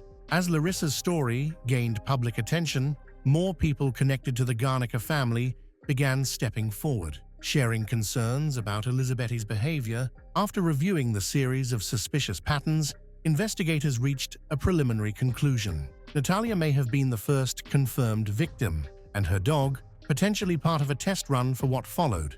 The combination of poisoning, delayed medical response, concealed symptoms, and a motive rooted in inheritance formed a disturbing picture. From this point forward, the case took on a much broader scope. A deeper analysis of these incidents revealed a consistent pattern in Elizabeth's financial behavior. She repeatedly sought new sources of income, pressured those close to her, and manipulated legal access to property and assets. After Natalia and Larissa passed, these tactics intensified in the context of mounting debts and financial instability. Her motives became a central focus of the investigation. Amid the dual investigations into the deaths of Larissa and Natalia, law enforcement began uncovering information that hinted at additional potentially criminal episodes linked to Elizabeth Arabata. The case involved a woman who had been friendly with Elizabeth. Years after an odd incident, she finally spoke out. Following a tea visit at Elizabeth's home, she suddenly felt dizzy, nauseous, and disoriented. Elizabeth offered her a headache remedy, a blue capsule. She took the pill, but was later hospitalized that night with suspected poisoning. Doctors documented toxic exposure to an unknown substance, but the woman never filed a report at the time. She later admitted she was afraid of becoming entangled in legal battles. Eventually, she reached out to Larissa's family attorney after media reports surfaced about possible poisonings. Yet another concerning event came to light. Elizabeth had attempted to obtain power of attorney from a woman expecting to receive court-ordered compensation. The woman, alarmed by Elizabeth's persistence, later told investigators she feared she might have been a future target. Her statement was formally included in the case files. According to law enforcement, a clear pattern was beginning to emerge in Elizabeth's actions. She would first establish close relationships with financially stable women, earn their trust, and shortly afterward, they would suffer sudden and unexplained health issues. Given these accounts, investigators began pursuing a new theory. They might be dealing with a series of connected incidents rather than isolated ones. Law enforcement officials issued a public appeal, urging anyone who had experienced suspicious behavior from Elizabeth Arabata to contact authorities. Once the toxicology reports came in, the investigation entered a decisive phase. Forensic specialists confirmed the presence of a compound derived from chumbinho, a banned toxic substance in Larissa's system. This finding was pivotal. Until then, Louise and Elizabeth had claimed that Larissa passed away from natural causes, but the chemical evidence completely debunked their story. Another critical piece of the puzzle came from surveillance footage at the residential complex. Security cameras showed that, on the morning of March 22nd, Louise arrived at the apartment later than he had claimed, and Viviani arrived shortly before emergency services were called. These details directly contradicted their official statements. Taken together, the presence of a toxic compound, suspicious online searches, misleading explanations, tampered evidence, and timeline inconsistencies formed a clear chain of evidence. Investigators concluded that Larissa's death was not a random event, but a carefully coordinated act carried out by multiple individuals. The evidence didn't just suggest wrongdoing, it presented a legally viable case of premeditated criminal activity. By mid-April 2025, the investigation reached the stage of formal charges. Based on forensic data, digital correspondence, and verified discrepancies in witness accounts, police filed charges against three primary individuals: Elizabeth Arabata, Luis Garnica, and his sister, Viviani Garnica. The main charge involved the intentional death of Larissa Rodriguez through poisoning. Investigators determined that Elizabeth had prepared Larissa's meals in the final days of her life, actively researched toxic substances, created a plan to conceal the act, and coordinated the actions of her family members. Louise was charged as an accomplice. He was aware of his mother's intentions, failed to intervene, concealed signs of poisoning, and helped destroy evidence afterward. He was also the one who pushed for rapid cremation, a move that could have eliminated the chance of detecting any toxic substances. Viviani was also named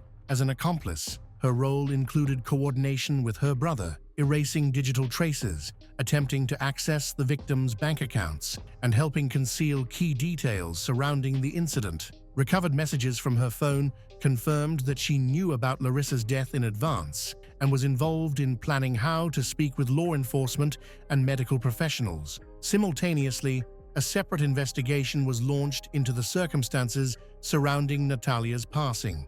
Another contributing factor was the earlier death of Natalia's dog, which had also raised alarms. While formal charges in Natalia's case had not yet been filed, the evidence was placed in a separate investigative file. The charges against all three individuals were formally submitted to the district attorney's office. Each was summoned for questioning. Following the interrogation, both Elizabeth and Louise were taken into custody. Viviani was placed under travel restrictions, required to remain within the region, and ordered to surrender her passport. Meanwhile, the court approved a request to seize Garnica family assets and freeze all accounts tied to the suspects. The case sparked significant public interest. Journalists, advocacy groups, and legal experts began a national conversation about the shortcomings in addressing domestic aggression, legal loopholes in women's protection, and missed warning signs. Many pointed out that the tragedy might have been avoided had social services intervened earlier. At this point, the charges have been formally established, and the investigation has completed the collection of core evidence. Next, the trial will proceed, with the expectation of revealing the whole truth to the public. Christopher Moyer was born on May 21, 1967, into a middle-class family. He valued independence and believed that education was the key to achieving it. Although he didn't have many friends, this didn't bother him much, as he spent most of his free time studying. After finishing school, he attended college, where he developed a strong interest in computers and technology. His dream was to become self-employed after earning his degree. Beyond his career goals, he also dreamed of starting a family. By 2010, Christopher was 44 years old and had realized his aspirations. He was self-employed, working as his own boss, and happily married. He lived in a spacious house in Pennsylvania with his wife and son. He worked as a freelance computer specialist, assembling custom computers for clients from his home. His wife, Irina Moyer, was skilled in electronics and assisted him with his work. She was born on August 12, 1971, which made her 39 years old in 2010. Irina was originally from Ukraine and had moved to the United States in search of a better life. She met Christopher in April 2002 during a challenging time in his life. He was going through a difficult divorce from his first wife, with whom he had no children. This experience left Christopher longing for a large, loving family. Irina also shares this dream and hopes to build a new life in the United States. Their relationship developed quickly, and later, that same year, they decided to get married. They began planning for their future, which included moving out of Christopher's bachelor home to a place more suitable for a family. Before they could find a new home, Irina discovered she was pregnant. In 2003, they purchased a large, cozy house in a quiet suburb of Orrington. The area was peaceful, scenic, and much safer than the bustling city where Christopher had previously lived. Although the local residents formed a close-knit community, the Moyers were more reserved, choosing to keep to themselves. Over the years, neighbors described them as withdrawn and rarely seen in the neighborhood. While they didn't socialize or attend local gatherings, they weren't entirely disconnected. For example, Christopher once arranged for shared use of a snowblower with his neighbors. However, in most cases, the family preferred solving problems independently. On September 25, 2003, Irina gave birth to their first and only child, Dylan Moyer. By 2010, Dylan was 7 years old and thriving in school.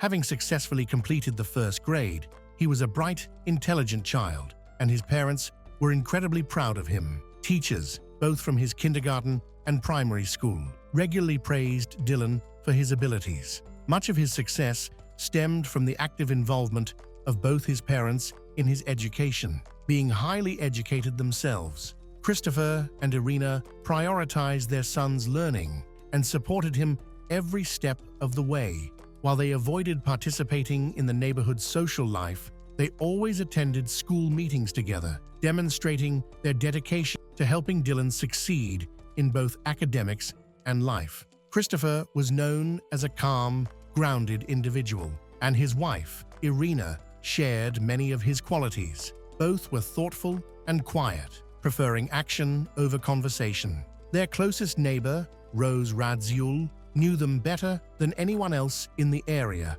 Although they were on friendly terms, Rose described Christopher and Irina as reserved, meek, and silent. Their interactions with her rarely extended beyond simple greetings and polite exchanges. Notably, Rose noticed that Christopher had a tendency to be controlling and domineering towards Irina. She noticed that Irina seemed to become more withdrawn when she was with Christopher, often avoiding communication so as not to upset him. Their son, Dylan, however, was different. Teachers regarded him as an exceptionally bright and curious boy. By kindergarten, he had a vocabulary beyond his years and often impressed or puzzled adults with his questions. Dylan's primary school teacher was particularly fond of him, recognizing his great potential early on. Instead of playing typical games for children his age, Dylan showed an interest in scientific literature, often reading during his free time. Like his parents, he was not highly social,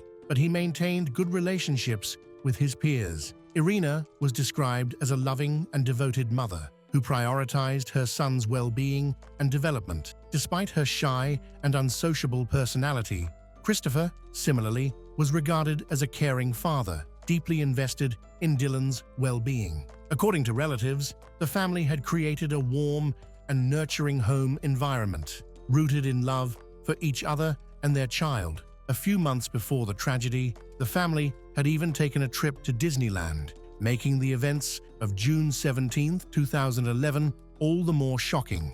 At 9:40 p.m. on that fateful Friday, 44-year-old Christopher called emergency services. He calmly confessed to killing his wife and son with a baseball bat, stating that both were dead and refusing to offer any first aid. His cold and detached tone during the call was unsettling, as if he were discussing something mundane. He gave a detailed account of the crime, describing how he had killed Irina by beating her to death before attacking their son Dylan. He even supplied his personal information and the family's home address, thanked the dispatcher, and hung up. Emergency responders rushed to the Moyer family home, where they encountered a chilling scene. When no one answered the door, authorities initially suspected Christopher had barricaded himself inside and might be armed. A note taped outside listed the names and contact details of relatives, suggesting that Christopher had prepared for what was to come. Neighbors began to gather, watching the tense situation unfold. The police believed Christopher might resist arrest, but then someone noticed one of the family's cars was missing. This raised the possibility that Christopher had fled. By 2 a.m., officers entered the home through an open garage door. They proceeded cautiously, weapons drawn, but found no one alive inside. Instead, they were met with a gruesome scene. On the second floor, they discovered two bodies, 7-year-old Dylan and 39-year-old Irina. Both had suffered severe head trauma from a blunt object, their skulls brutally disfigured. Irina's body was found in the bathroom adjacent to the main bedroom. Bloodstains and drag marks suggested that her body had been moved there after the attack. A towel was also placed over her face, a gruesome detail that added to the haunting scene. Christopher, however, was nowhere to be found. Dylan's room was nearby. He was found in his bedroom with injuries similar to those of Irina. A bloody baseball bat, believed to be the murder weapon, was lying next to his body. The bat was sent to a lab for analysis, As the caller on the emergency line had predicted, the police activity quickly attracted the attention of the neighbors, especially Rose, who was close to the family. When Rose goes to find out what is going on, she is horrified by the brutal attack on the Moyer family and is even more shocked when she hears Christopher confess over the phone that he killed his own family. The police immediately questioned Rose, hoping she might have heard or seen something since she was at home during the time of the murders. However, Rose stated that she hadn't heard any screams or disturbances, only the sound of a car engine leaving the Moyer residence, which she assumed was Christopher fleeing the scene. She also noted that she hadn't noticed anything unusual or any warning signs of such a violent event. Rose shared detailed information about the family, with the police being particularly interested in Christopher, who was missing. They needed to determine the direction he might have gone in and whether he had taken a weapon with him, as one neighbor had suggested. Christopher had reportedly told the emergency dispatcher that he planned to wait for the police to arrive. Yet, for reasons unknown, he was gone by the time officers reached the crime scene. Rose described Christopher as calm and introverted, adding that she couldn't imagine him committing such an atrocity.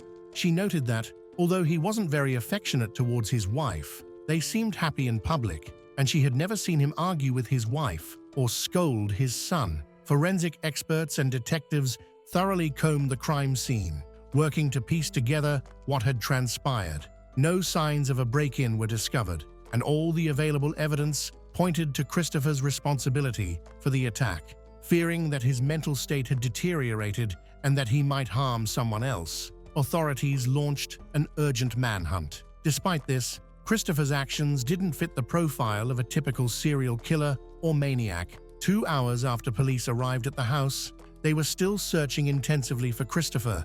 They tried reaching him on his mobile phone, but he didn't respond to any calls. During the investigation, security footage from a nearby camera captured Christopher's car, narrowing down the potential routes he could have taken. Road services and patrol units were alerted and stationed at strategic points in an effort to intercept him. Yet Christopher seemed to have vanished. At 12:56 a.m., a witness from a neighboring town called Hadborough rang the police. The caller, a train engineer, reported finding a body on the railway tracks. Tragically, the man on the tracks matched Christopher's description. According to the engineer, the train was unable to stop in time to avoid hitting the man. Authorities arrived at the scene and found a body later identified as Christopher through documents found in his possession. His pocket contained $300 in cash and car keys. A dark Toyota Camry, registered to Christopher, was located near the railroad crossing. The police concluded that Christopher had deliberately ended his life shortly after the murders. He appeared to have been familiar with the train's schedule and intentionally positioned himself on the tracks to coincide with the arrival of an oncoming train. As a result, the entire Moyer family died, leaving many unanswered questions about this horrific incident. Irina's parents, along with her brother and sister-in-law, were in a neighboring town when the news broke. The police contacted them to inform them of the deaths of Irina, Dylan, and Christopher. During questioning, the family revealed that the Moyers had planned to visit them that weekend. According to their plans, Christopher, Irina, and Dylan were supposed to drive over on Saturday night. After the visit, Dylan was meant to stay with his grandparents for a few days, while his parents spent time alone together, with the grandparents later returning Dylan home. The tragic events, however, unfolded just days before this planned visit. Shortly before the tragic events, Irina's parents tried to call her, but their calls went unanswered. They were not overly concerned, assuming the family had gone to bed early to prepare for their long journey.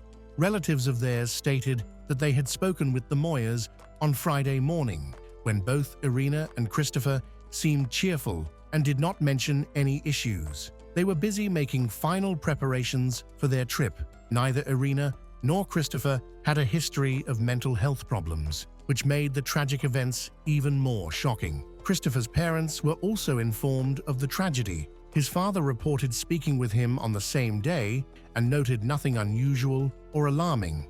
Christopher had mentioned extending a contract with a major client, which made him optimistic about his upcoming weekend plans and improving his financial situation. Their family had been dealing with financial struggles recently due to the instability of freelance work. Christopher had expressed concerns about potentially losing their home, but the issue appeared to have been resolved. It seemed he was simply worried that such financial difficulties could return. When friends and family were questioned, none could provide a motive for the tragedy.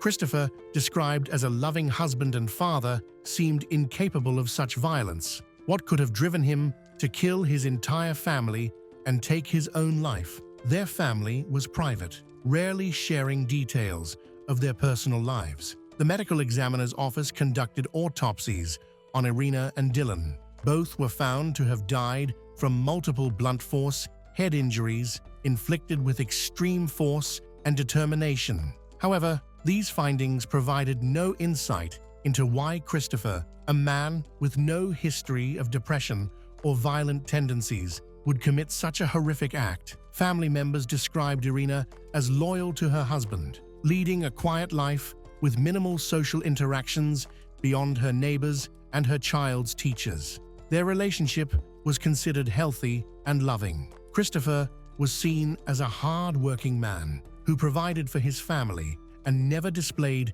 depressive behaviors or violent tendencies. Adding to the mystery, Christopher left no suicide note to shed light on what led to this devastating act. Key documents found in the house revealed crucial details. Investigators discovered that the family was at risk of losing their $450,000 home.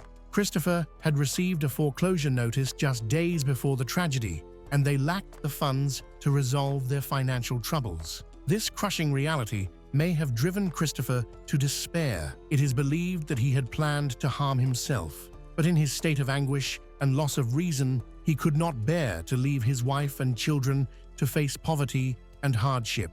He may have convinced himself that killing his family was a way to shield them from future suffering. Despite this theory, the exact motive remains uncertain. Detectives carefully examined all evidence and consulted psychiatric experts on such behavior. Typically, such actions are linked to underlying mental health problems. However, Christopher had no diagnosed mental health illnesses and exhibited no signs of significant struggles beforehand. Relatives shared that Christopher had been deeply stressed by financial issues. Their family had previously faced the threat of losing their home in 2006, but succeeded in overcoming the challenge. The family lived modestly, but this time, the situation appeared dire and irreparable.